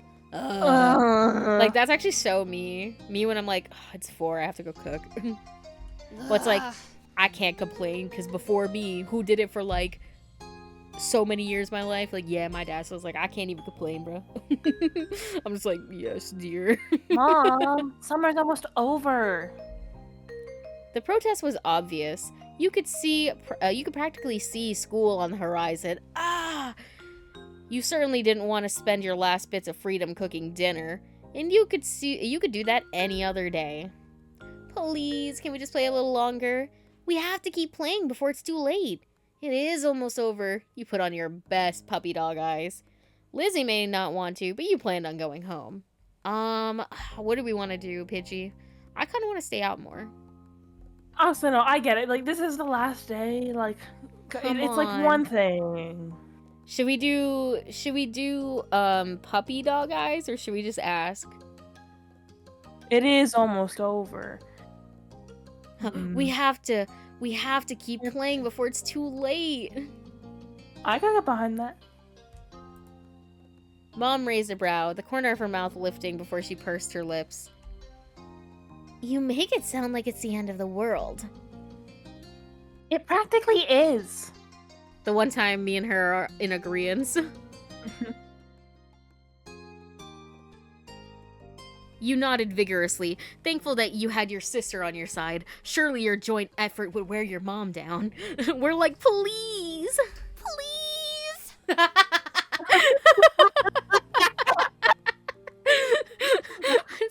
Sorry, I didn't mean to be that accurate. Soon we'll have homework and reading to do. We can't work. We can't do work now, too. Lizzie made her case and then stomped her foot into the ground. You mimicked her, feeling that would add something to the argument. Well, No. Oh, come on, Pam. I can help you with dinner. Dude, I think she's about to help her with something else, too. Mommy leaned in for a hug, and you knew that you were very close to victory. We're like, we can almost taste it. Okay. all right. But as soon as dinner's ready, you lot are coming inside, understood? Yeah. Yes, Mom. Like you this is the one time she's like nice, you know? Literally. Because we both want the same thing for once. Yes, Mom! Yes! Cove, dear, you're welcome to join us as well. You grinned at Cove and nudged him with your elbow. See? See? Cove gave a non-committal shrug to your mommy, which you took as an agreement. Wait, I'm sorry. Oh, Why did my she's laugh sound like yapping. hers? That was scary. Yapping. So much to do, so little time. Maybe I could still get the seashell bracelet at Tins and Trinkets. Oh, or maybe the playground, or the fireflies be coming out, right? Doc, are you just the VA? Damn, apparently I blinked and voice acted a whole game and didn't realize it. Don't I get a say in this? You silently made your own plans. We can't go too far. I'm going home. Don't I get a say in this? Lizzie looks over at you, narrowing her eyes like she was very seriously contemplating. Y'all work Bro, together. the way my sister just opened Cookie Clicker, y'all. Sorry, what were you gonna say before? I already forgot. You're like, I don't know. Lizzie Oh looked. no, I remember. Go. Okay, Lizzie can't say like no because like this was a 50-50 effort. Like, Right. Like, you gotta at least hear me out, bro. Yeah. Lizzie looks over at you, narrowing her eyes like she was very seriously contemplating the answer to that question. A strong gust of wind made you shiver. Lizzie huffed as she wrapped her arms around herself. Rude. doesn't the wind know that summer's not over yet? She's kind of real. Like, listen, when she's not being a fucking dickhead, like, she is, like, real, bro. That's all Lizzie said before abruptly turning on her heel and heading off in the direction your mother's had gone. Where are you going? I'm going to my room. I have lots to plan if I want to make the most of tomorrow. You thought this over, looking off toward the water again. Lizzie didn't wait, and before long she was disappearing off down the road. Meanwhile, Cove was going in the opposite direction, heading for the beach. Well, obviously I'm going with Cove, the fuck? Isn't that the whole point? If he's my one option, I'll make damn sure I'm in there. I'm not gonna end this shit single. This is love month. If I'm not in love, what's the point? Cove gave you a smile that you couldn't help but return. Cool. Amen. Couldn't have said it better myself. He made a little gesture as you interpreted as follow me. Follow me. Follow me. I have something to show you. And then started heading to the waves. Don't drown now. Cove knelt down, picking up something you quickly identified as a smooth rock. Dude, I love rocks. I wish I was a smooth rock. Do you want to be a rock or a shell, though? I feel like I would be too fragile as a shell. That's true. I mean, but, you know, you could be, like, a home of a hermit crab. Oh, never mind. You're like, that's a good counter-argument. That's a good argument. He reared his arm back and tossed it out into the water. See, if you were that rock, you would have just got tossed in the ocean. Exactly. But it would be fun just to vibe sometimes. Me sinking to the bottom of the ocean. Yo, vibes. Yo, vibes. Just like, listen, it would be very nice to sleep down there. Yeah, but if you were a rock, could you get back up? Would I want to get back up? That is also valid point. You were impressed over how far he got it to go. It sailed way out into the sea. It was a pretty good toss. That was pretty neat. It wasn't a long throw, but he didn't care to try for that. The rock kind of sunk kind of like a rock, and it fell back down almost right after he tossed it. That's crazy. How glazing are we going? Like, are we full glazing or like medium glazing? Well, did Cove grow up around the ocean or like bodies of water? Like, do you think he would have? No, I don't think he did. But like, I could see him like. But it's been. I guess He's maybe been for maybe it months, decides though. He's like, been do here we for a want him to while. be like a sporty guy? Do we want him to be a sporty guy? I mean, he's been here for a while, and his name is Cove, so he is kind of like a water guy. I feel like he would have picked it up along the way. And plus, with not being able to swim by the ocean, he probably spends a lot of time beside it. So he Throwing probably rocks. does a lot. Yeah, that's what you can't do. Like when you can't, because every body. I mean, of true. water I mean, this full is of probably not. Canada. This could not be the first time he's done this. Yeah. All right. I guess we're full glazing. Can't skip rocks in the ocean. What are you doing? I'm looking for my own rock, bro. Should I? If you want to. I don't know what I want to do. Like, should I ask? Should I say something first? What are you doing? What are you doing? Nothing. Nothing really. You tilted your head, wondering over the sudden pensive look on his face. Damn, sorry. Maybe I should have just grabbed the rock. I guess I'll kill myself. Like, my fault. I should have brought the gun to my head. Literally. And then my head hit the ground. Boom. Just thinking. About what? Cove was looking down at his cast, scratching idly at the pink surface, even though you were pretty sure he couldn't feel it. His brows were furrowed, and there was a frown on his face. It's not fair. It's not fair. I've had to wear this cast for ages. I can't even swim. When do you get it off? How'd you get it? I mean, I don't think he'll tell me if we ask how'd you get it. I'm gonna say when'd you get it, or when you get it off. I'm curious. I still don't know. Listen, I feel like he's not gonna tell me though if I ask. Cove shrugged and didn't say anything. For a second you thought maybe he didn't know, but finally he sighed. A few weeks. That's not very long at all. It'll be off before you know it. You offered a smile, but Cove wasn't looking at you. Cove let out a huff, plopping down onto the sand. I can't believe summer's almost over. You sat down next to him and nodded in agreement, regardless of the sudden topic change. I don't want to go to school. I mean, I would. I don't want to go to a new school. I think it'll be the same school as you and Lizzie. My dad said something about that. Cool, you're gonna like it. Everyone's super nice. You'd only ever been to the one school, but you were sure that his old school couldn't have been that much better. Then again, he did have to make new friends and meet new teachers. It could be kind of scary. Cove shook his head, then wrapped his good arm around his knees as he drew them to his chest. You heard a sniffling sound. No, don't cry. What am I supposed to do? And when we took a good look at his face, you realized that his eyes were wet. I want to go home. I'm sorry. This is your home now. Ruck up, soldier. You've never had to move before, but you thought you could understand. If you had to go to a new school all of a sudden with all new people, you'd probably be dreading it too. I don't know. I switch schools a lot. So maybe I just, I don't really give a fuck. Because I was gonna say, I had a school that I went to for, my early...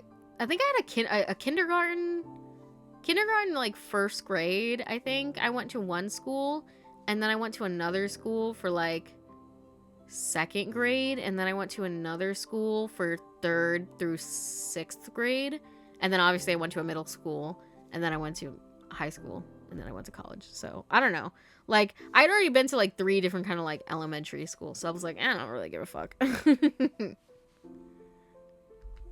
Even though you sort of maybe understood, you still weren't sure how to help. Okay, I'll see you later. Cove gave his head a small shake.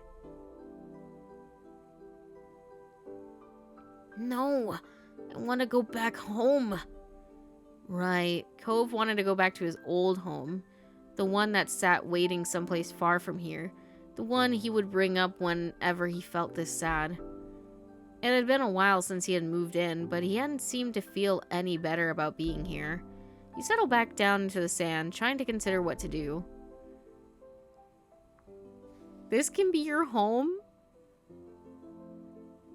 I don't know if you'd like that, though. It's a really nice home if you give it a chance. Cove didn't respond to that. He just tightened his arm around his knees, resting his chin on them. You're not going to leave, right? You'll still be around? The question was a little surprising. Of course. Your parents would have mentioned if you were going to move or something, right? After a second, Cove gave a little nod. Once I get my cast off, we could go swimming. You were fine with him changing the subject again. Yeah, that would be fun.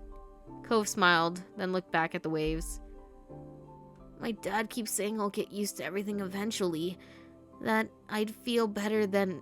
It used to make me angry. I don't want to get used to everything.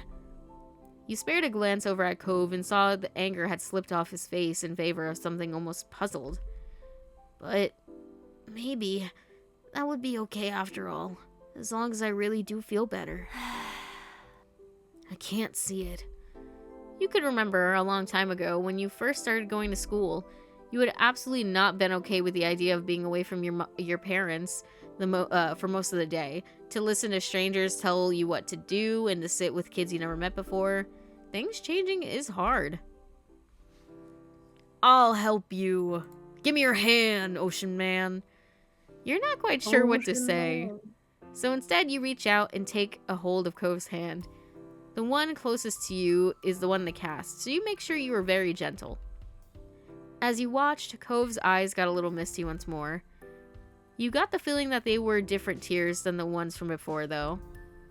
I hope next summer I'll surf and go exploring and everything will feel like it's supposed to again. You will. It will. The two of you sat quietly, just taking in the sounds of the waves. You hoped that Cove would be able to accept this place as his new home. You definitely tried to help, in what ways you could. There were so many wonderful things here Cove probably hadn't even seen yet. Lost in thought, you started a bit when you heard a faint, familiar sound. The sound of your mom shouting your name. You look over your shoulder, realizing it was probably time for dinner. Time had really gone by fast. You stood and dusted the sand off of yourself. My mom's calling. It's time for dinner. You should come. Cove looked up at you, expression screaming reluctance. Yet ultimately, okay. When he smiled, Cove returned it with one of his own. Luna. Thanks. Thanks. Bitch, why'd you hesitate to say that if you were gonna say it anyways? It was nice where you were right then. But the two of you couldn't stay in your own little world any longer. You were being called forward. So the both of you ran off towards your house, leaving the waves and summer behind. Ooh, look at that little animation, period.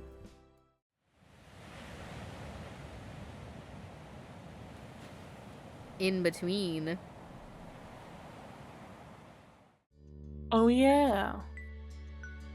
Oh yeah, this is what my character looks like. I mean, Oh my. listen. I was like, No. it's cute. I mean, I probably should have made it look more natural, but like it really matters. So it's basically this. I'm keeping it the same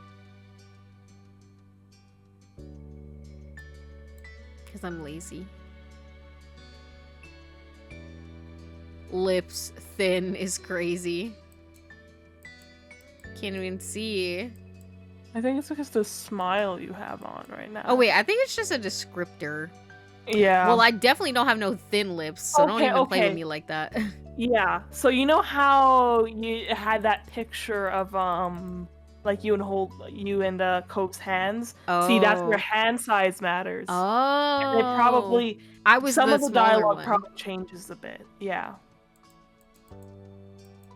I just went with medium. I don't know what my hands are. I just perceive them as like normal. I don't know.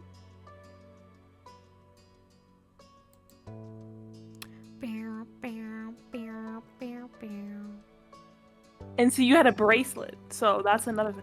Oh, But you're you- right, I did. In the photo. You're right. Forgot about that shit. Okay, yeah, I'm pretty much just keeping it the same. Ooh, we could move up to Crush, period. And you know, I'm mad chill, you know what I mean? Like, I'm chill guy. We're going Crush because they can't stop me. Not that indifferent is crazy. Yeah, Pidgey is cooking. Yes, relaxed Crush. We're chillin'. Customize Cove. Let's go! You know I love a dress-up game. Hey, yo, play that funky music, white boy. I put on the fucking Yakuza song. Hold on. Hold on.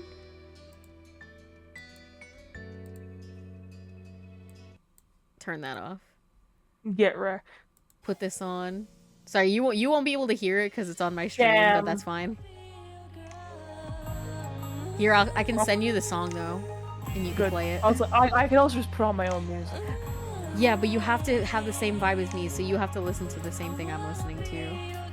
I'm gonna put it in the chat that's attached to this VC. I'm sorry, what the fuck is this thing that the last thing that Matt said here is taking me out? What? Look at the I know I'm looking at it. I'm just trying to dissect it. And why he could possibly have sent that. I literally don't know, because this is in mod streaming. Listen, Alright, we gotta I've got play it. this song, bro. I'm playing the song. Okay, let's go appearance.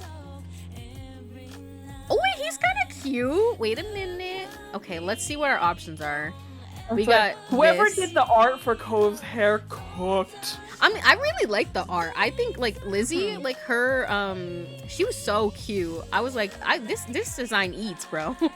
Whoever did the art, period, all of everyone and everyone cooked. You guys cooked. So I'm assuming this is what he looks like based off of my decisions that I made, but like, you know, we still get to customize it. So I do like this hair.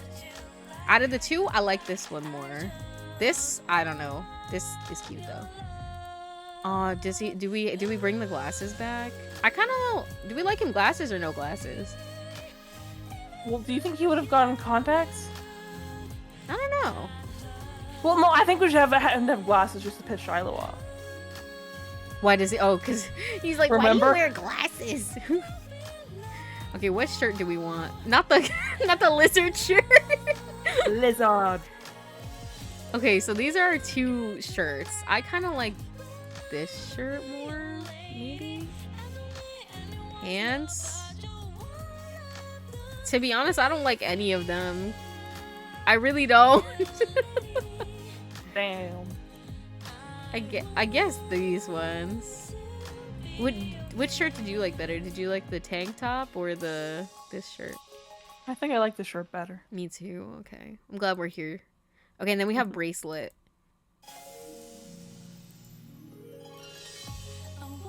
I kind of like this one. It's kind of cute. But like this whole outfit, it does not coordinate. Like, okay, you could tell you're still like young, cause like what the fuck are you wearing right now? Do we got a matching necklace at least? No. Surely I could not have him wear this necklace. What do we think? What do we think? Should we have bracelets on? And should we have necklace on? I don't think he's a necklace guy. You don't think he's not that guy? No, he's What not about the that guy. bracelet? Should we have the bracelet I think on? so, maybe. I kind of like it. You know, I don't like this one. Just because it's just like balls. I do like that it's pink though, but it's just balls, bro. Oh my god. I'm sorry if y'all hear this dog barking. Okay, and are we set on the glasses? Do we want glasses? I would also, I will command you to look at Cove's arm without the cast. I know, I'm seeing there's a scar here. Which is interesting.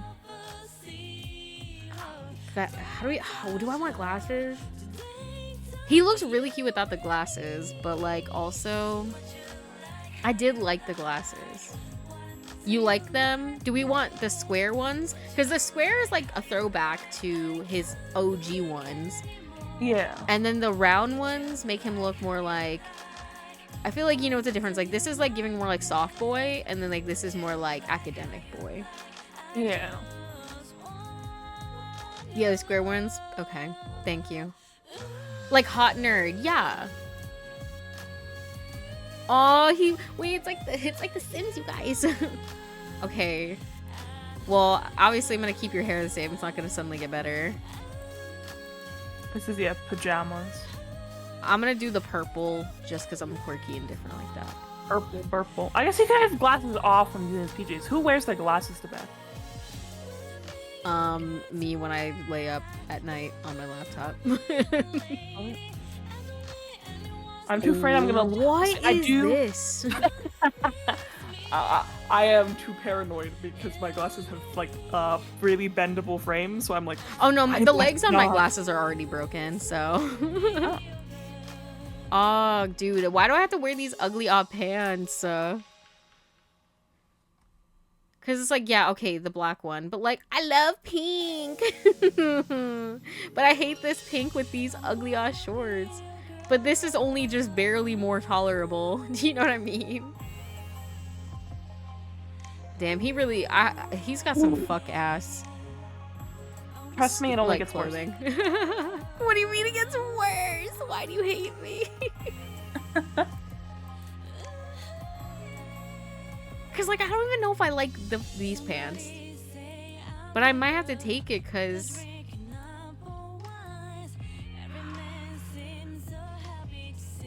I don't know. What do you guys think? Which pants do we like better? I really don't like these brown ones though. Definitely not. If I'm gonna pick a long pant, it's gonna be these ones. No, that's too much blue. What, this? Or this? No, yeah. That's true. I don't know. Alright, do you want the purple ones or I guess that would be too blue too. Alright, this is what it is. Done. What's the boy without some Wait! fuck off? What? I was not done. I thought that was done as in done with that part. For fuck's sake. Why do they hate me? Load. Dang, what do I do? Is there an auto save? I mean, Nope. I don't know. Listen, I know, Ferb, I know what we're gonna do today. Don't worry about it. Don't worry, I'll fix this, Here we go Pidgey. again. But it's okay because now we can skip and it knows that we've seen this. And I'm not gonna pause this music either. What should we do before? We have to keep playing before it's too late? Yeah. Don't I get a say in this? Rude. I'm going with Cove. We're glazing. What are you doing? It's not fair. Did you want me to cheat and go with this? How did you get it? How did you get it? I was jet skiing. Oh? Oh. Really? Cove narrowed his eyes a little. Yeah, why would I lie? I didn't mean it like that. He then continued to explain. I crashed. He gestured to his arm as if to say, and this was the result. It's hard to believe you're allowed to jet ski. Whoa. Well, I'm not. Oh. This is just the wild music to be playing during the scene. Cove let out a huff, plopping down into the sand. I can't believe summer's almost over. Is this the same? Yeah. Let's go home. I just it's never gonna knew be why. hard. I was very curious. Oh, of course. Held hand. Okay, and now we're here again. Thanks. Sorry, that scared me. I was like, hello. Alright. I don't want skinny lips. Skinny. And we're going crush. Girl, let me save, I guess. Just in case I Just in fuck it up case. again. I'm ready. Okay, hold on. Speedrun. This is all the same. Give me this. I think this is like all we changed, so it was not actually that crazy. We're doing this one, and we're taking the glasses off. And then we're putting the glasses back on. Because, like, wait, I'm sorry. Can you only change one thing? Like, am I tripping? Well, no. You're editing this casual one right now.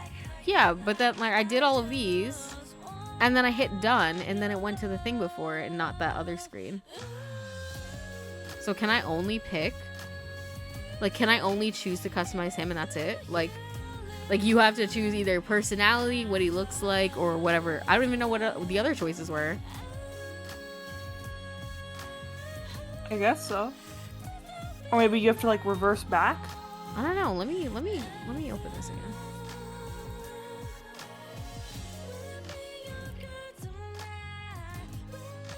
Both. You have to click both. Oh, that's fucking dumb.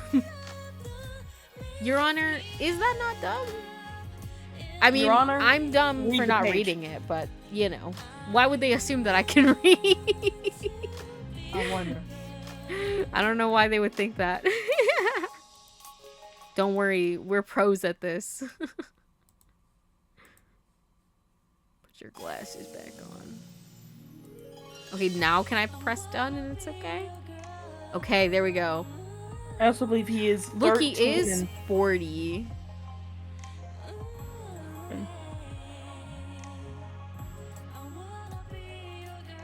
We actually made him sporty. Do we want that? We can change it. We can do mixed. I think mixed. Like, We have duality. I think, like, if you're at the max 40, I am sorry, I imagine you as like a jock that's like a bitch, so. That's fair. See, but we got him up to warm. That was all natural, baby. Alright, so he's gonna be mix of studious and sporty. See, I clocked it though. Okay. I Shut believe up. he's 13 in step 2. Makes sense. I don't know how old we were. It's like children age. We were 8 in step 1. Wait, so when I said 8-year-old kid, I was right. All right, back to the game music. August ended, September began. It was time to go back to school. Meh. School/derogatory. Lizzie groaned and complained the entire first week. She hated going to classes. Still, there were interesting things to do that couldn't be done anywhere else. You weren't sure how Cove felt about it. He was enrolled that year. That was like a sign Cove would be staying in Sunset Bird for a while. At school, he was alright, but he kept his distance from the other kids. From what you saw, anyway. Whenever... Oh! Useful action. Start playing step 2 using the crush interest level. Thanks.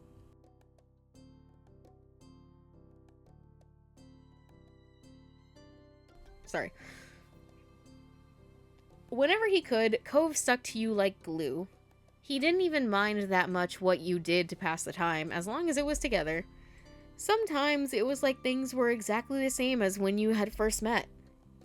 But other times, as you got older, you couldn't ignore how the feelings had changed in meaningful ways. That year, the divorce of Cove's parents was finalized. You overheard your parents talking about it, saying Cove's dad got full custody. Dang, what does that imply about the mother? You know, you could do a lot of speculations here. Speculates you. Cutely speculates.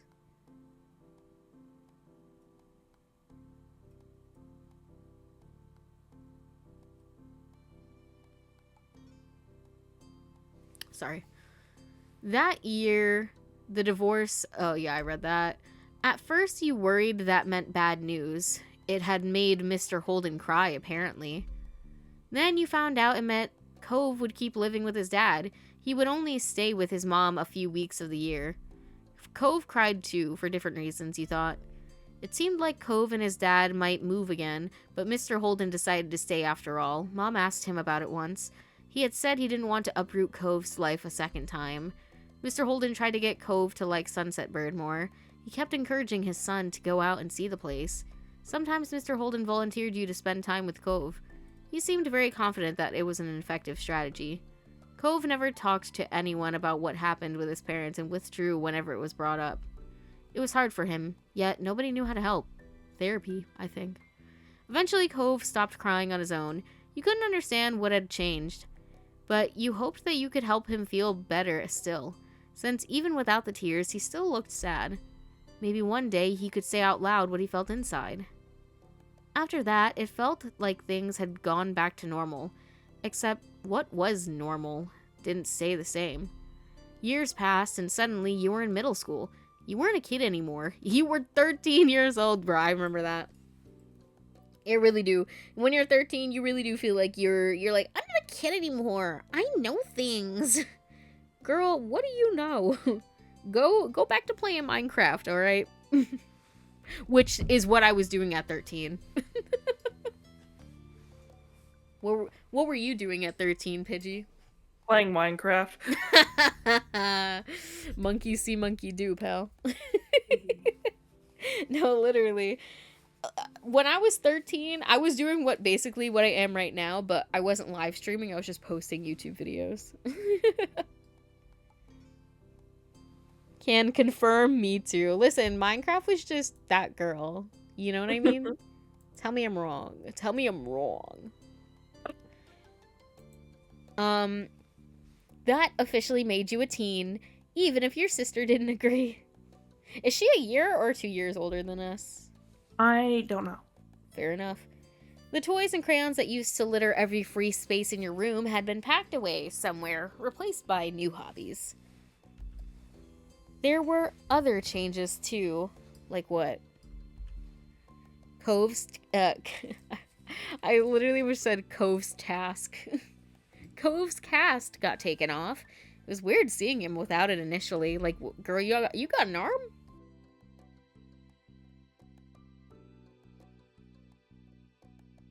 Underneath the pink plaster ended up being a long, thin scar that snaked across his forearm. Cove's chest puffed out in pride when someone drew attention to it. He's like, yeah, I got that in a skiing accident like a badass.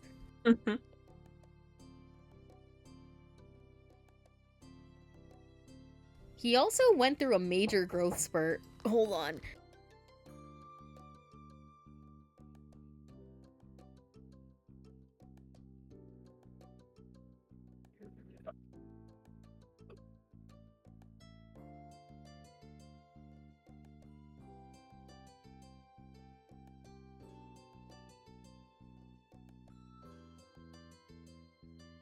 Sorry, my sister was bullying me. Down. She was definitely being Lizzie right then. No, I'm kidding. Lizzie. I was like, get out of here. I'm trying to read. And she's like, you don't know how to read. And I was like, bro. Bro. I was like, that's true, but you don't need to say it. He went through a major growth spurt. He was the tallest student in his class for 2 years in a row. Cove will probably hold that spot again next time. In class, people knew him for more than just being tall. He also stood out because of how well he did with school stuff overall. Over the years, he began opening up more too. You saw him talking amicably with other kids or neighbors from time to time.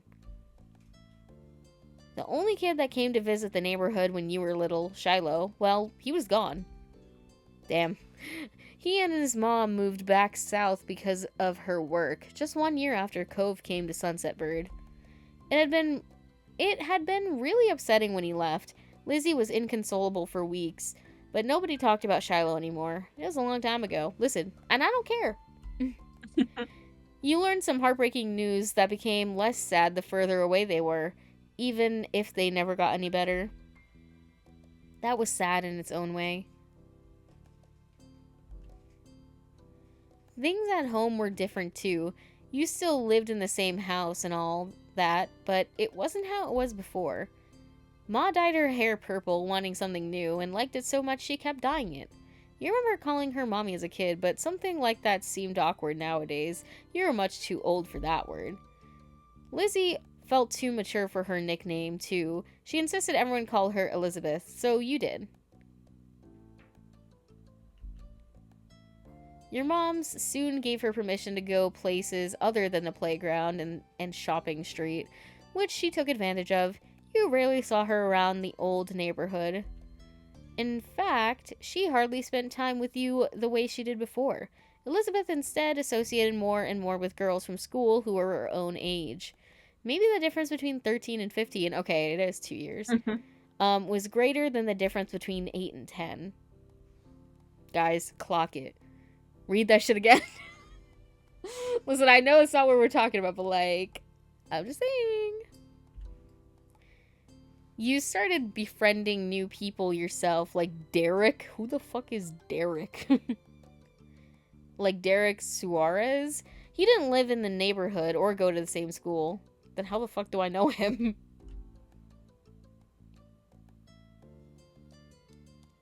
Luna character be like, yeah, I became hot, lol. What happened was his and Cove's dad struck up a business partnership a few months ago. Since then, Derek would pop in the area now and then. It seemed Mr. Suarez was happy to let Derek tag along in his work, if Derek had time for it. Without a doubt, everyone and everything around you had changed. In small and big ways, you had too. As time went by, though, it was easy to settle into this new normal. Then before you knew it, school was over, and summer vacation had come again. Summer has... It was the first day of summer vacation. The sun was as hot as ever, but you were inside away from its harsh rays. To be more specific, you were snuggled up in bed, celebrating your time off by sleeping 100%.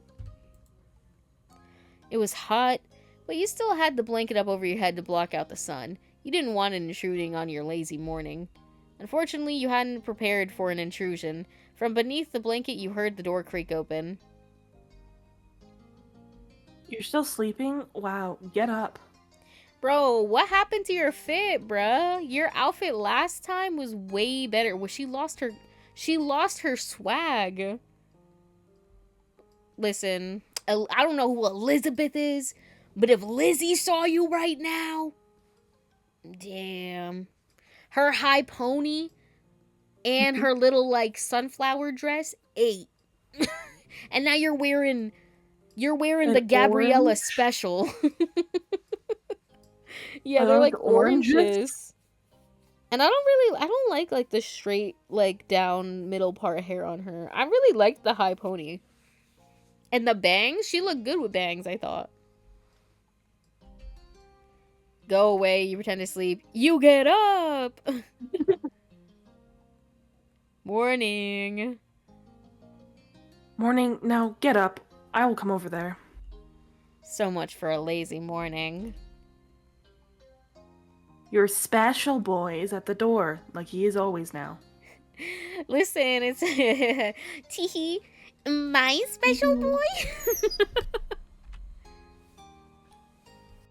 He brought some happy summer gift from Mr. Holden. Mom wants you to take it from him, say thanks or whatever. You did not like the way she called him your special boy, but you knew by now that saying so wouldn't stop her. See, that's when you punch her ass. No, I'm kidding. Come on. So, come down already.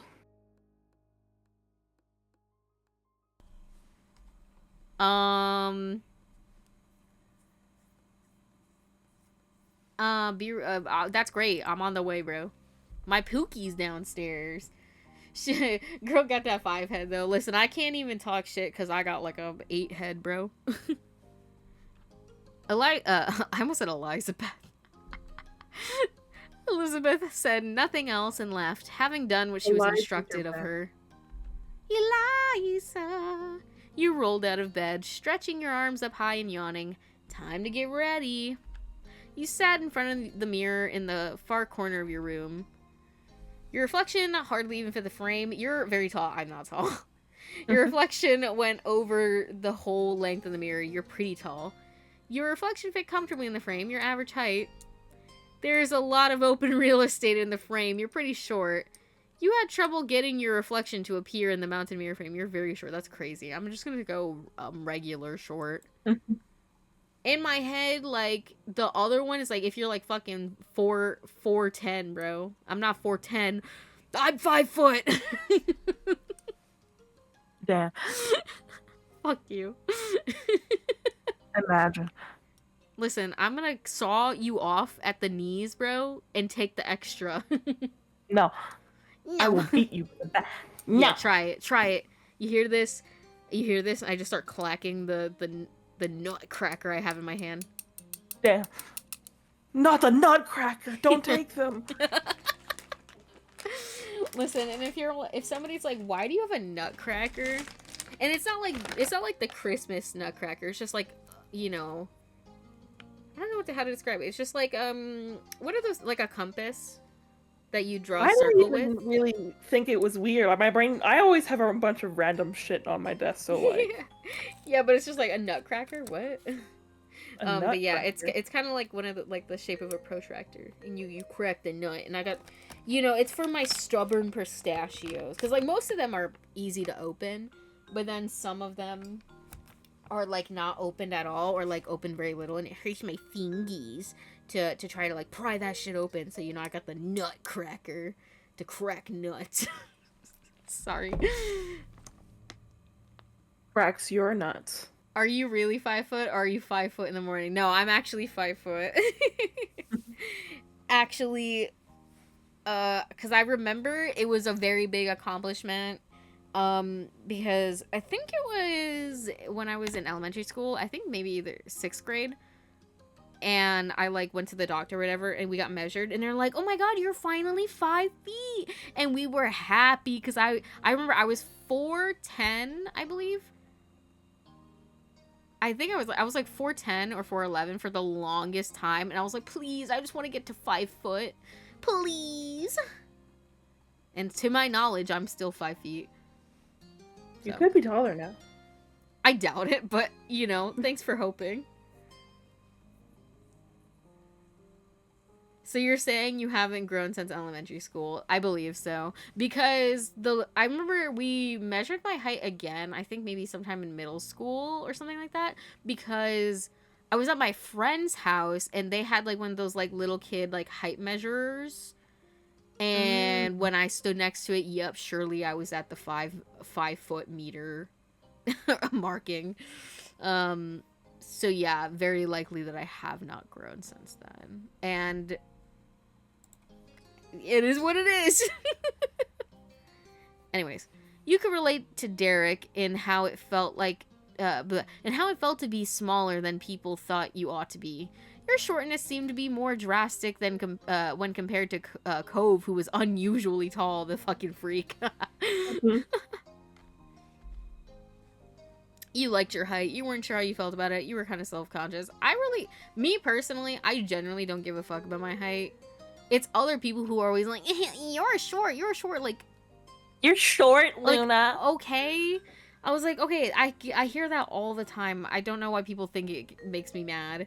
I'm like, okay, thanks for pointing out a fact, Captain Obvious. Like, do you want a fucking medal or something? Can I help you? And then I also, like, people don't realize I've been short my whole life, you guys. Whole life. I know how to navigate my environment, okay? Like, if I have somebody there, I will be like, oh, can you grab that for me? But if you weren't there, you think I just wouldn't get that item? No, I'd figure it out, bro. I will scale the counter. I will do precarious, like, lift. Like, if it's on a shelf, I will do, like, you know, where you push up and then, like, back so it will fall forward. Like, I'll do stupid shit like that. Like, I don't care. You know, it's whatever. It suited you well in your mind. Then you put the finishing touches on your outfit while ruminating on the situation. Careless as they had been, Elizabeth's words piqued your curiosity. You planned on going over to see what Cove was up to today, so this worked in your favor. It was when you spotted your reflection that you realized you were smiling wide. Oh my god. She's down horrendous. You were looking forward to seeing him. You left your room, taking an easy time down the stairs.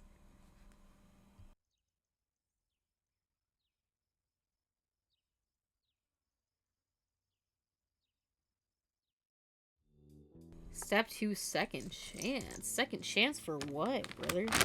Hold on, sorry. Sorry, I gotta move my pistachio bag. Don't mind me. Stay there. You spotted Mom first, reclining on the couch. She held a magazine in her hands, which she was perusing through. Morning, Mom. She looked up at your greeting, a smile instantly appearing on her face. Thanks. Morning, Luna. Thank you for coming down. Ma's at the door with Cove. He can't stay over today, unfortunately. Damn. So he just coming over just to say hi. Like, thanks, I guess. But what do you mean you can't stay? The fuck? Where you going? Why don't you go and thank him before he leaves? You nodded and made your way to the front of the house. Just as she said, Ma was there making conversation.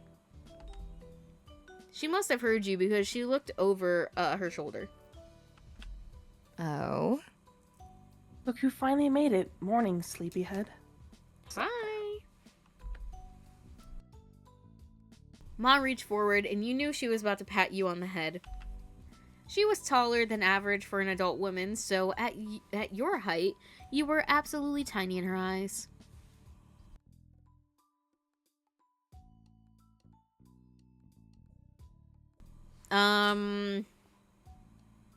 Yeah, I'll let her do it. I don't care. You stood by patiently and indulged your Ma's wishes. She gave you 2 small taps on the crown of your head. You're the last one down today. You know that? Is that true? Life isn't a race. Morning. I was going to stay in longer, so you're welcome. Sorry about the wait. What did we get? I was gonna stay in longer, so you're welcome. Yes, thank you all for gracing yes, thank you. Why are we Yes, like this? Thank you for gracing us all with your presence this fine day. Jesus Christ. The most dyslexic people in the room. I like being around short people. It makes my average height feel tall. You know what? Fair enough. With a small laugh, Ma stepped aside. Cove was just as you remembered, exactly how you came to know him to be. Hey! What a nerd. He leaned uncomfortably to the side in your doorway as his bushy hair covered part of his face. His features were pinched in embarrassment, and he shifted from one foot to another. He was holding what must be the much-talked-about gift. At first glance, you figured it must be a bouquet of flowers. Then you gave it a real look. No, instead it was carefully cut fruit. It made a lot of sense that it was actually from Cove's dad. You had to suppress a laugh at this showing. You couldn't imagine many folks buying that sort of thing for their own personal enjoyment. That kind of arrangement was built for the presentation, likely to impress whoever was inevitably going to receive it. It seemed no matter how long he lived here, Mr. Holden would keep going out of his way to be neighborly, and Cove would always be roped into participating. At the sight of you, Cove smiled, but there was some nervousness to it. Hey. You smiled back. I'm the snack that smiles back, bro. You couldn't help but thinking to when you first met Cove, and how you became such good friends. Lately, though, you were starting to have different feelings for him. Hey, it's nice to see you. Yeah. Yeah, you too. His grip on the base of the gift had tightened, and your heartbeat sped up. Bro, and your mom's sitting here like, wow, these oblivious motherfuckers. You think the mom ship it? Uh-huh. Bro, that's why they always let him come over. They're like, they're so getting together. His grip on the base of the gift tightened and your heartbeat sped up. Even if neither of you had spoken about it, both of you were aware something new was growing in your relationship. Okay, we got some awareness. Awareness. Yeah, a tumor. Oh my god. I'm kidding. It was already shaping up to be another long summer. The best part was that the two of you had plenty of time to start spending together and explore what was developing. Woo!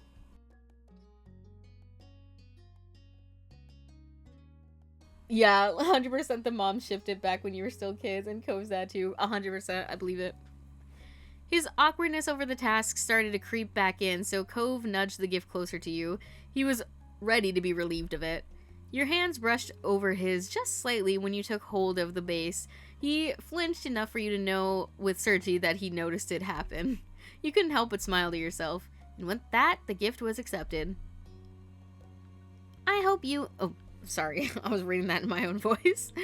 I hope you and your family like this. It's a pretty good gift. I think so, anyway. Hold on, go. I'm joking. I'm joking on a bit of pistachio.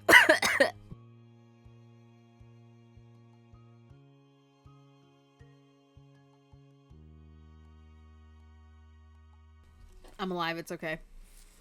I just had a sip of drink. I was like, oh god. He smiled earnestly. Dad spent a lot of time picking out the best size and design. There were so many options to choose from. Hey, man. Damn, we're just bold with it. I don't know if I want to be that bold, but like, you know, I gotta get in there before somebody else does, you know what I'm saying? Like, I cannot have no side plot thinking I'm anything but loyal and thinking that anybody else is right for him than me. What do you think we should do? What do you think, Pidgey? I like either like not you don't just say thanks. It's either between like thank you and like you're too cute sometimes. Right? It depends if you want to be. It depends if you want to be like teasy. I know. Like, what do we want to do? Cove looks like the type to not realize anyone would ever like him but you. That's good. That's good. Listen, you know. I think we go big or go home, right? We're not pussies here. You're too cute sometimes, Pookie. I'm not trying to be. Just thank my dad for all this, okay? Alright. Look, his mouth matches his eyebrows. That was diabolical. Hold on. Here, read this for me, Pidgey. Mr. Holden's behavior was really different from any neighbor you'd ever had, though after 5 years you were used to his antics, and since you made up your mind on what your opinion was. Sorry, I really just needed to eat a bunch of pistachios. I'm like, I'm hungry. Papios. Okay, so we're talking about his dad. He was nice, he was sort of funny, he was pretty weird. I didn't like him, he was great. I think he was funny. Sometimes that could be a good thing, and other times it was a bad thing. Your thoughts were quickly interrupted by a shout. I'm assuming this is gonna be Derek, so you can voice it. There you are. I don't know what. I know I've seen Derek. Listen, just before, say but... vague masculine voice, and we'll go from there. There you are. Like, there you are. You shared a confused look with Cove. As one, both of you stepped through the open door onto the neighborhood street. It didn't take long to locate the source of the noise. You spotted Derek just a few yards down the road. He ran up to you. I'm just gonna say I was confused. What are you doing here today? You hadn't expected to see Derek today, though you never really knew when he'd appear. Oh, he's just a little guy.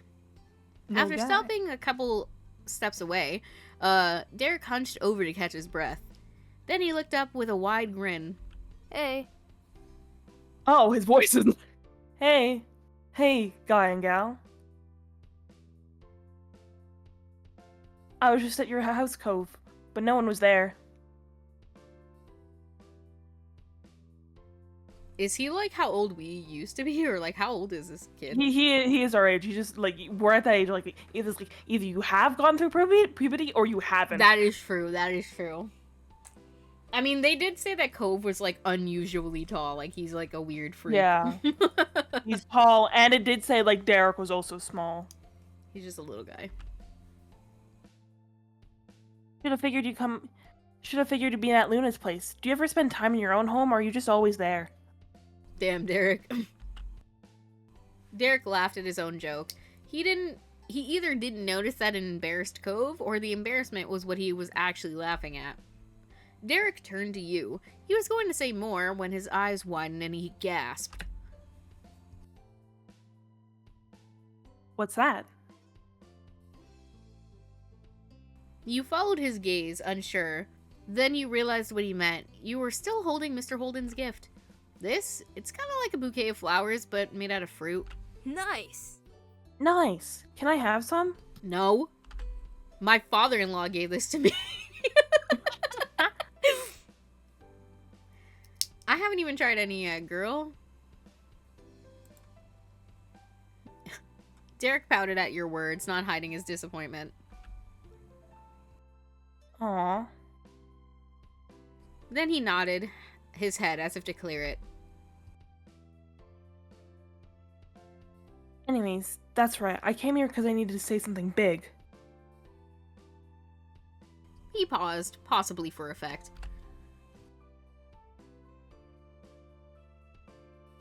Sorry. There's some other kid here in Sunset Bird.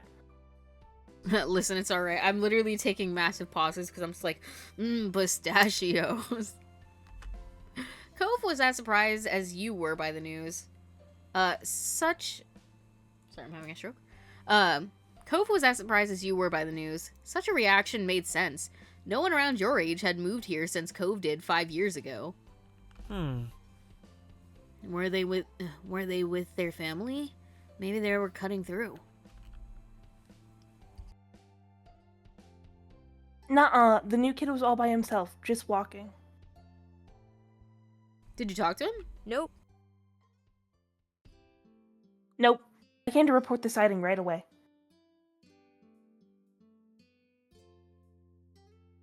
The kid had green hair, glasses, was pretty small, and seemed really upset about something. I hope he didn't leave. You blinked. Slowly you looked over to your longtime neighbor.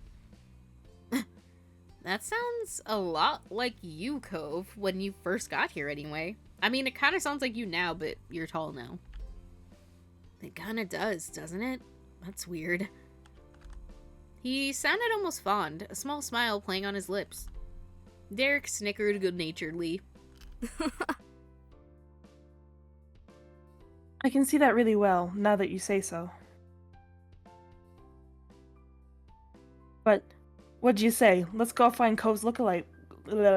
We should all meet him. I am excited. Sure. I'll do it. Sure, I want to see who this person is. Derek grinned. Then he pointed down the street the way he came. Last I saw him, the mystery visitor was going this direction. Nothing else needed to be said. The three of you were off, with Derek leading the way. Derek brought you to the beach, and as a trio, you made your way down the shore to the old playground. You walked the familiar path in a comfortable silence. When you were almost there, you spotted the kid in question. His bright colors almost shone like a beacon beneath the rays of sun.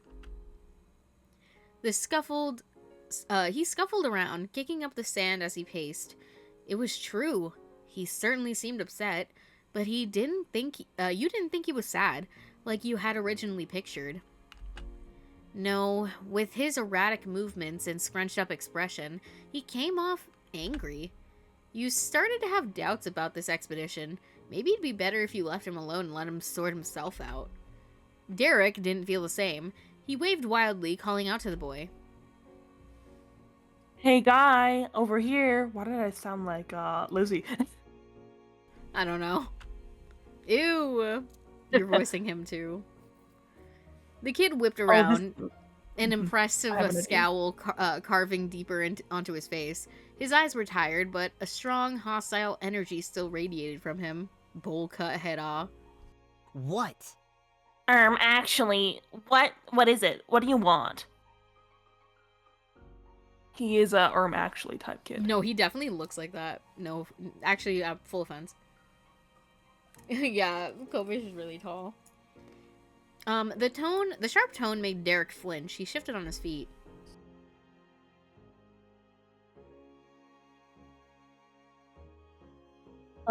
What's your name? Jeremy. Was that it? He so looks like a Jeremy, too. That's the worst part. No. No, I'm Derek. That's Luna and Cove. We were just walking around and saw you. We wanted to say hi. There aren't a lot of kids our age in the neighborhood. Yeah, so, it's cool to see someone else here. Strangely, Jeremy grew furious by your response. If steam could erupt from a person's ears, it would have happened then. Bro, Jeremy, don't make me be mean, because I will. Listen, they had to replace Shiloh with somebody. Real. They did bring me somewhere stupid. Of course, I knew it.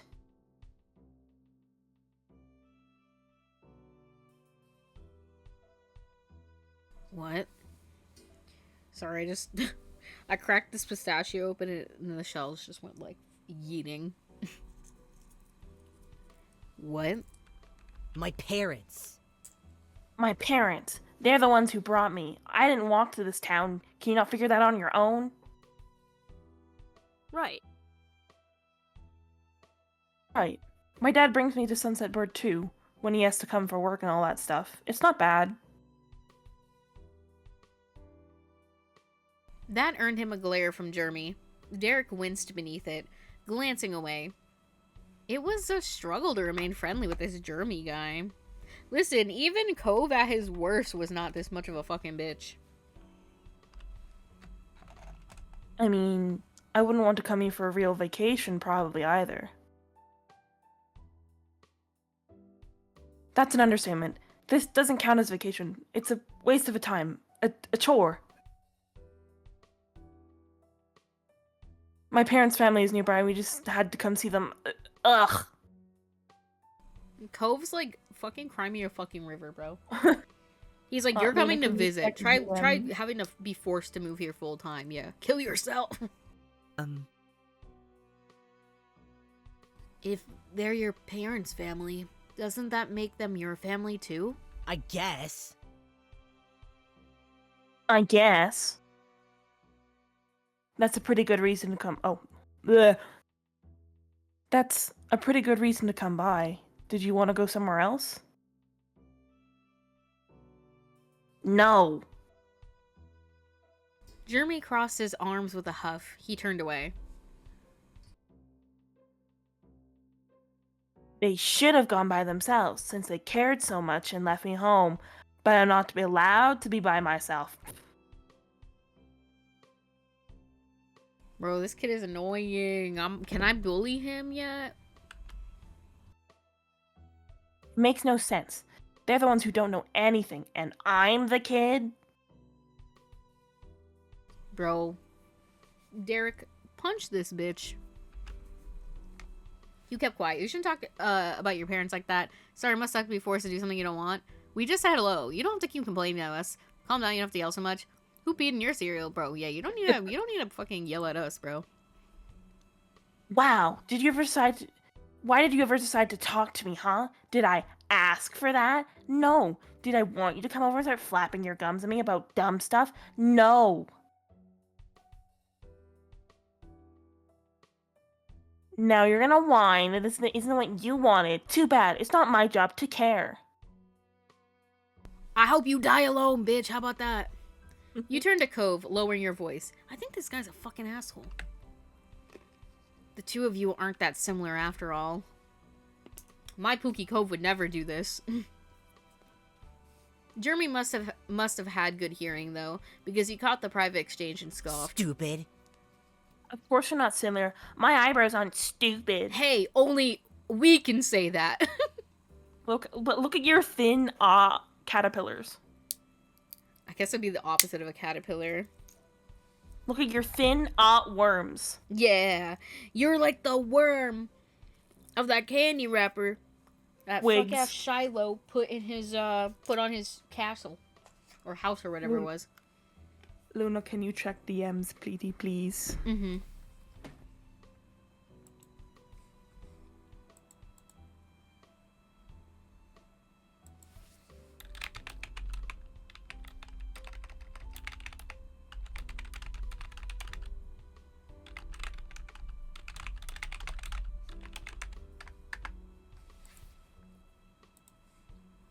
Raw. Did you read this? Yeah, I did. Cove's cheeks flushed crimson at the insult. You couldn't be sure if it was out of embarrassment or anger. Maybe both. Come on. What? No, Cove's wavy eyebrows are so cool. How can you say that when you've got a bowl cut? I'm saying that, bro. Listen, like, I want to reassure him that, like, yeah, your eyebrows are stupid, but, like, you know, they're quirky. What do I want to say? There's so many things I want to say. What should I say? Yeah, how can you say that when you've got a bowl cut? Yep. It's embarrassing and awful, but my parents made me. I won't have to have it when I'm older. You keep telling yourself that, bro. You're probably gonna get bald by 40. Thanks, Bod. I don't know what he's gonna do with those things except maybe shave them off. He probably should. I bet he look less dumb with no eyebrows. No, I gotta clock this bitch. I'm lunging.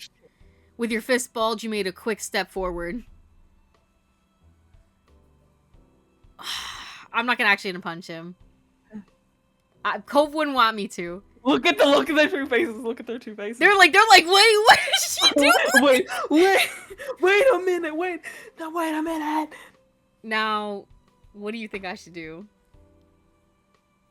He is a kid and he's probably mad, but he didn't. No, because like you gotta wait for him to hit you first. True. Then you I'm only doing it to spook him. Listen, yeah, but then I'm gonna be the one that gets in trouble for hitting a kid, so he's definitely gonna snitch. But then he's gonna be like, "Oh, you don't have the balls, like you know." Do I hit him?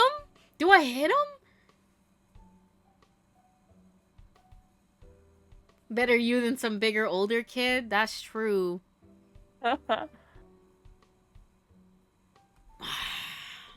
You're right. I can't start what I can't finish. Alright, he was the one who started things. You're ready to end them. He'd made it clear that words wouldn't work, leaving you to resort to action. You weren't sure what would happen, but you couldn't let this stand. Derek and Cove jumped in to stop you before you reached him. Alright, but I didn't look like no pussy. They each grabbed you by the arm. Don't hold me back! Don't hold me back! Still Jeremy instinctively stumbled backwards. He practically fell over.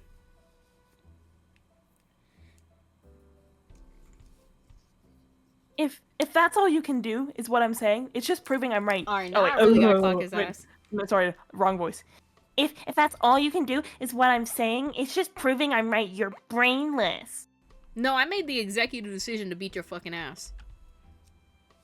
You were annoyed the other two were against you on this, and got in the way, though the reaction you had been able to get was still worth it. Wow, what is wrong with you?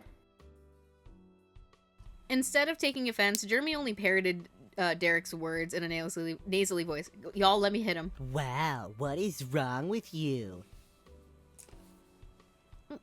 Wow, what is wrong with you? Wah wah.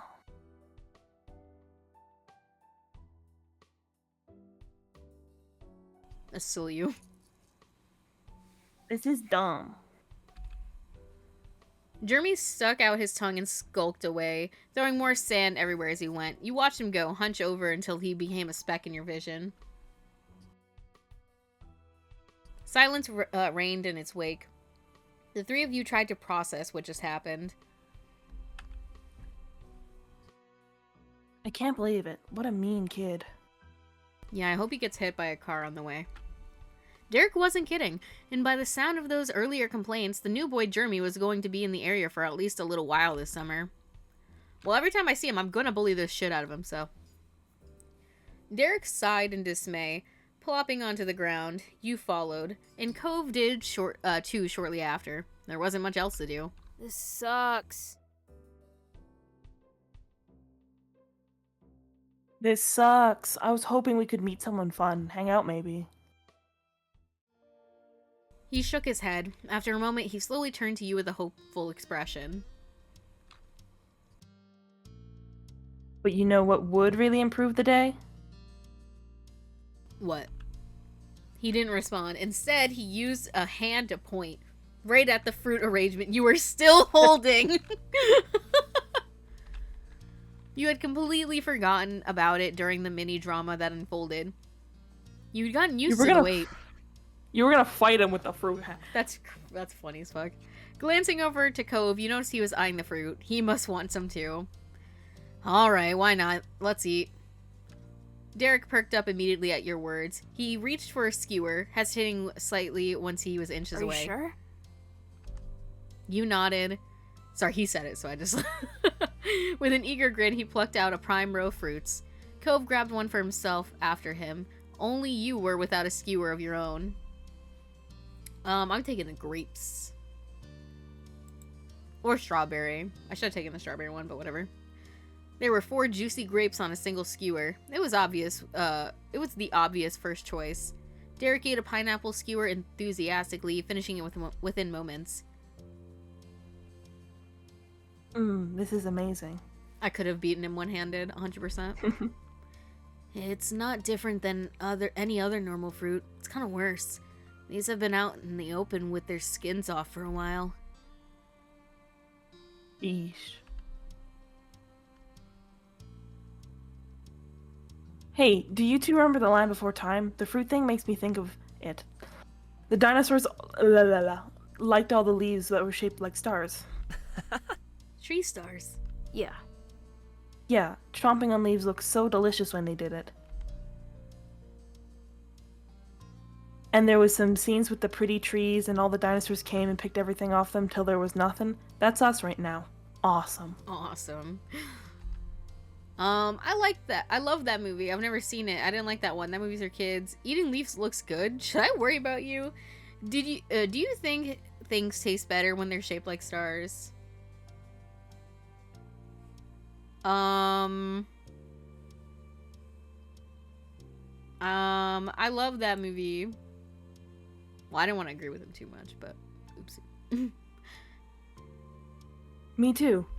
The three of you continued like this for the next few minutes. Eventually, the display was barren. It looked weird when devoid of fruit. Hey, we weren't supposed to eat all of it. It did help you. It did make me feel better, though. Derek was right. It was so good, you were already brightening up from the earlier drama. Hey, Luna. Yeah? The two of you met eyes casually. Were you seriously gonna hit that guy? Well, he had it coming. I've never... Listen, I think I've seen half of it one time. Like, I know it, but if I've seen it, it was when I was so young, I don't remember. Well, he had it coming.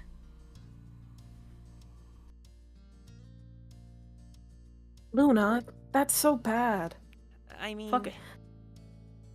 I mean... Don't be mean to him. You know what just happened to the last kid who was. I thought it was cool. Ugh.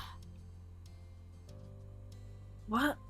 You're both crazy people. I mean, listen, like he's like, she was about to beat that kid up for me. You knew when Derek said things like that, it wasn't serious. He liked you in Cove. Yeah. Derek then leaned back on his arms. He contemplated the sky with a content sigh. Content.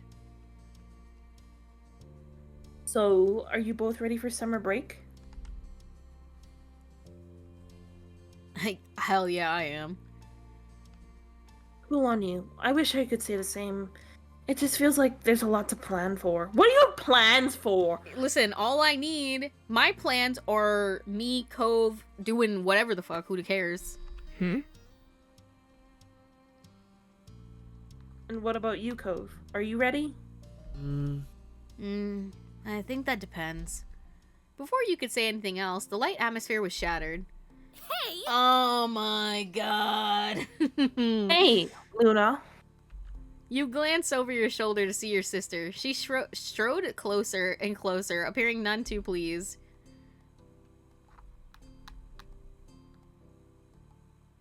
I've been looking all over for you. Ma said you and Cove ran off with the thing Mr. Holden brought. Why am I doing a trap voice?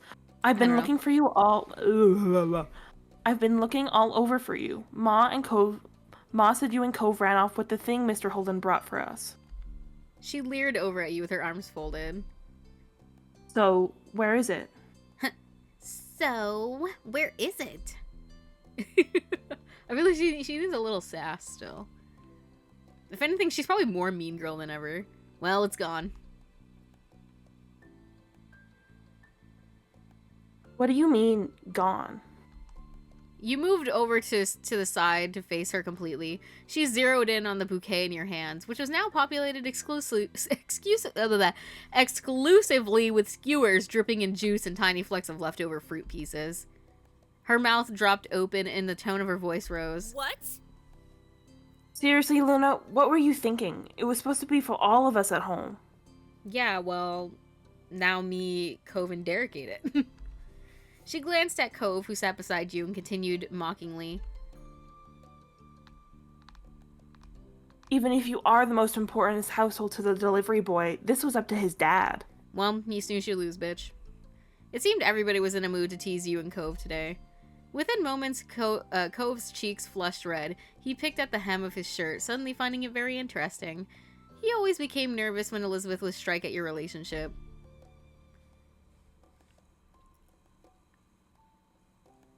Well,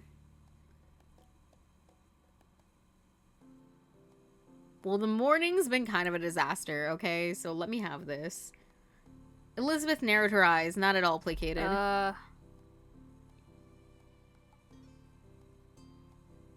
Oh no. I think I hear the mean kid coming back. We better get out of here. Elizabeth blinked, confused, and looked around. What? What kid? I don't see anyone. Derek didn't bother explaining. He just launched to his feet and ran off. Cove hopped up too, gladly taking the opportunity to exit the situation. He followed after Derek, but he sent a look to you from over his shoulder. You turned to watch Elizabeth. She stared, brow raised. Are we running or staying? Run! Run! Without a word, you too got to your feet and bolted down the beach. Unimpressed, Elizabeth rolled her eyes. So immature. They're so immature. She shook her head as she walked toward the house, not bothering whatsoever to follow. Meanwhile, the three of you made it back to the shoreline. Meanwhile, all of us will have to wait till next time to find out what happens. We did a lot. You know, we finished up childhood. We're now preteen. No, actually, we're teens because we're 13 now. He's your Taha. Excuse me, pal. Excuse me? Excuse me, innit? Excuse me? Excuse me. Excuse me? That has been our life for today. I think things are going swimmingly. Would you agree or disagree? I think it's going well. You know, there's a lot of haters in my life right now. A lot of people pissing me off, Pidgey. But, you know, I'm getting through it. Let me switch you guys over to Jeremy. the ending soon. Fucking Jeremy. Fucking Jeremy. Fucking Jeremy, dude. Literally, where'd he even come from? You know? But anyways, that has been today's stream. Tomorrow, I don't know what we're playing. Probably Monster Prom. Something like that. One of them. maybe, I don't know. I think Monster Prom 2? Question mark. But yeah, until next time, take care of yourselves. And guess what, Pidgey? We'll see them. What? We'll see them next time. Oh, bye. Oh, bye. Bye.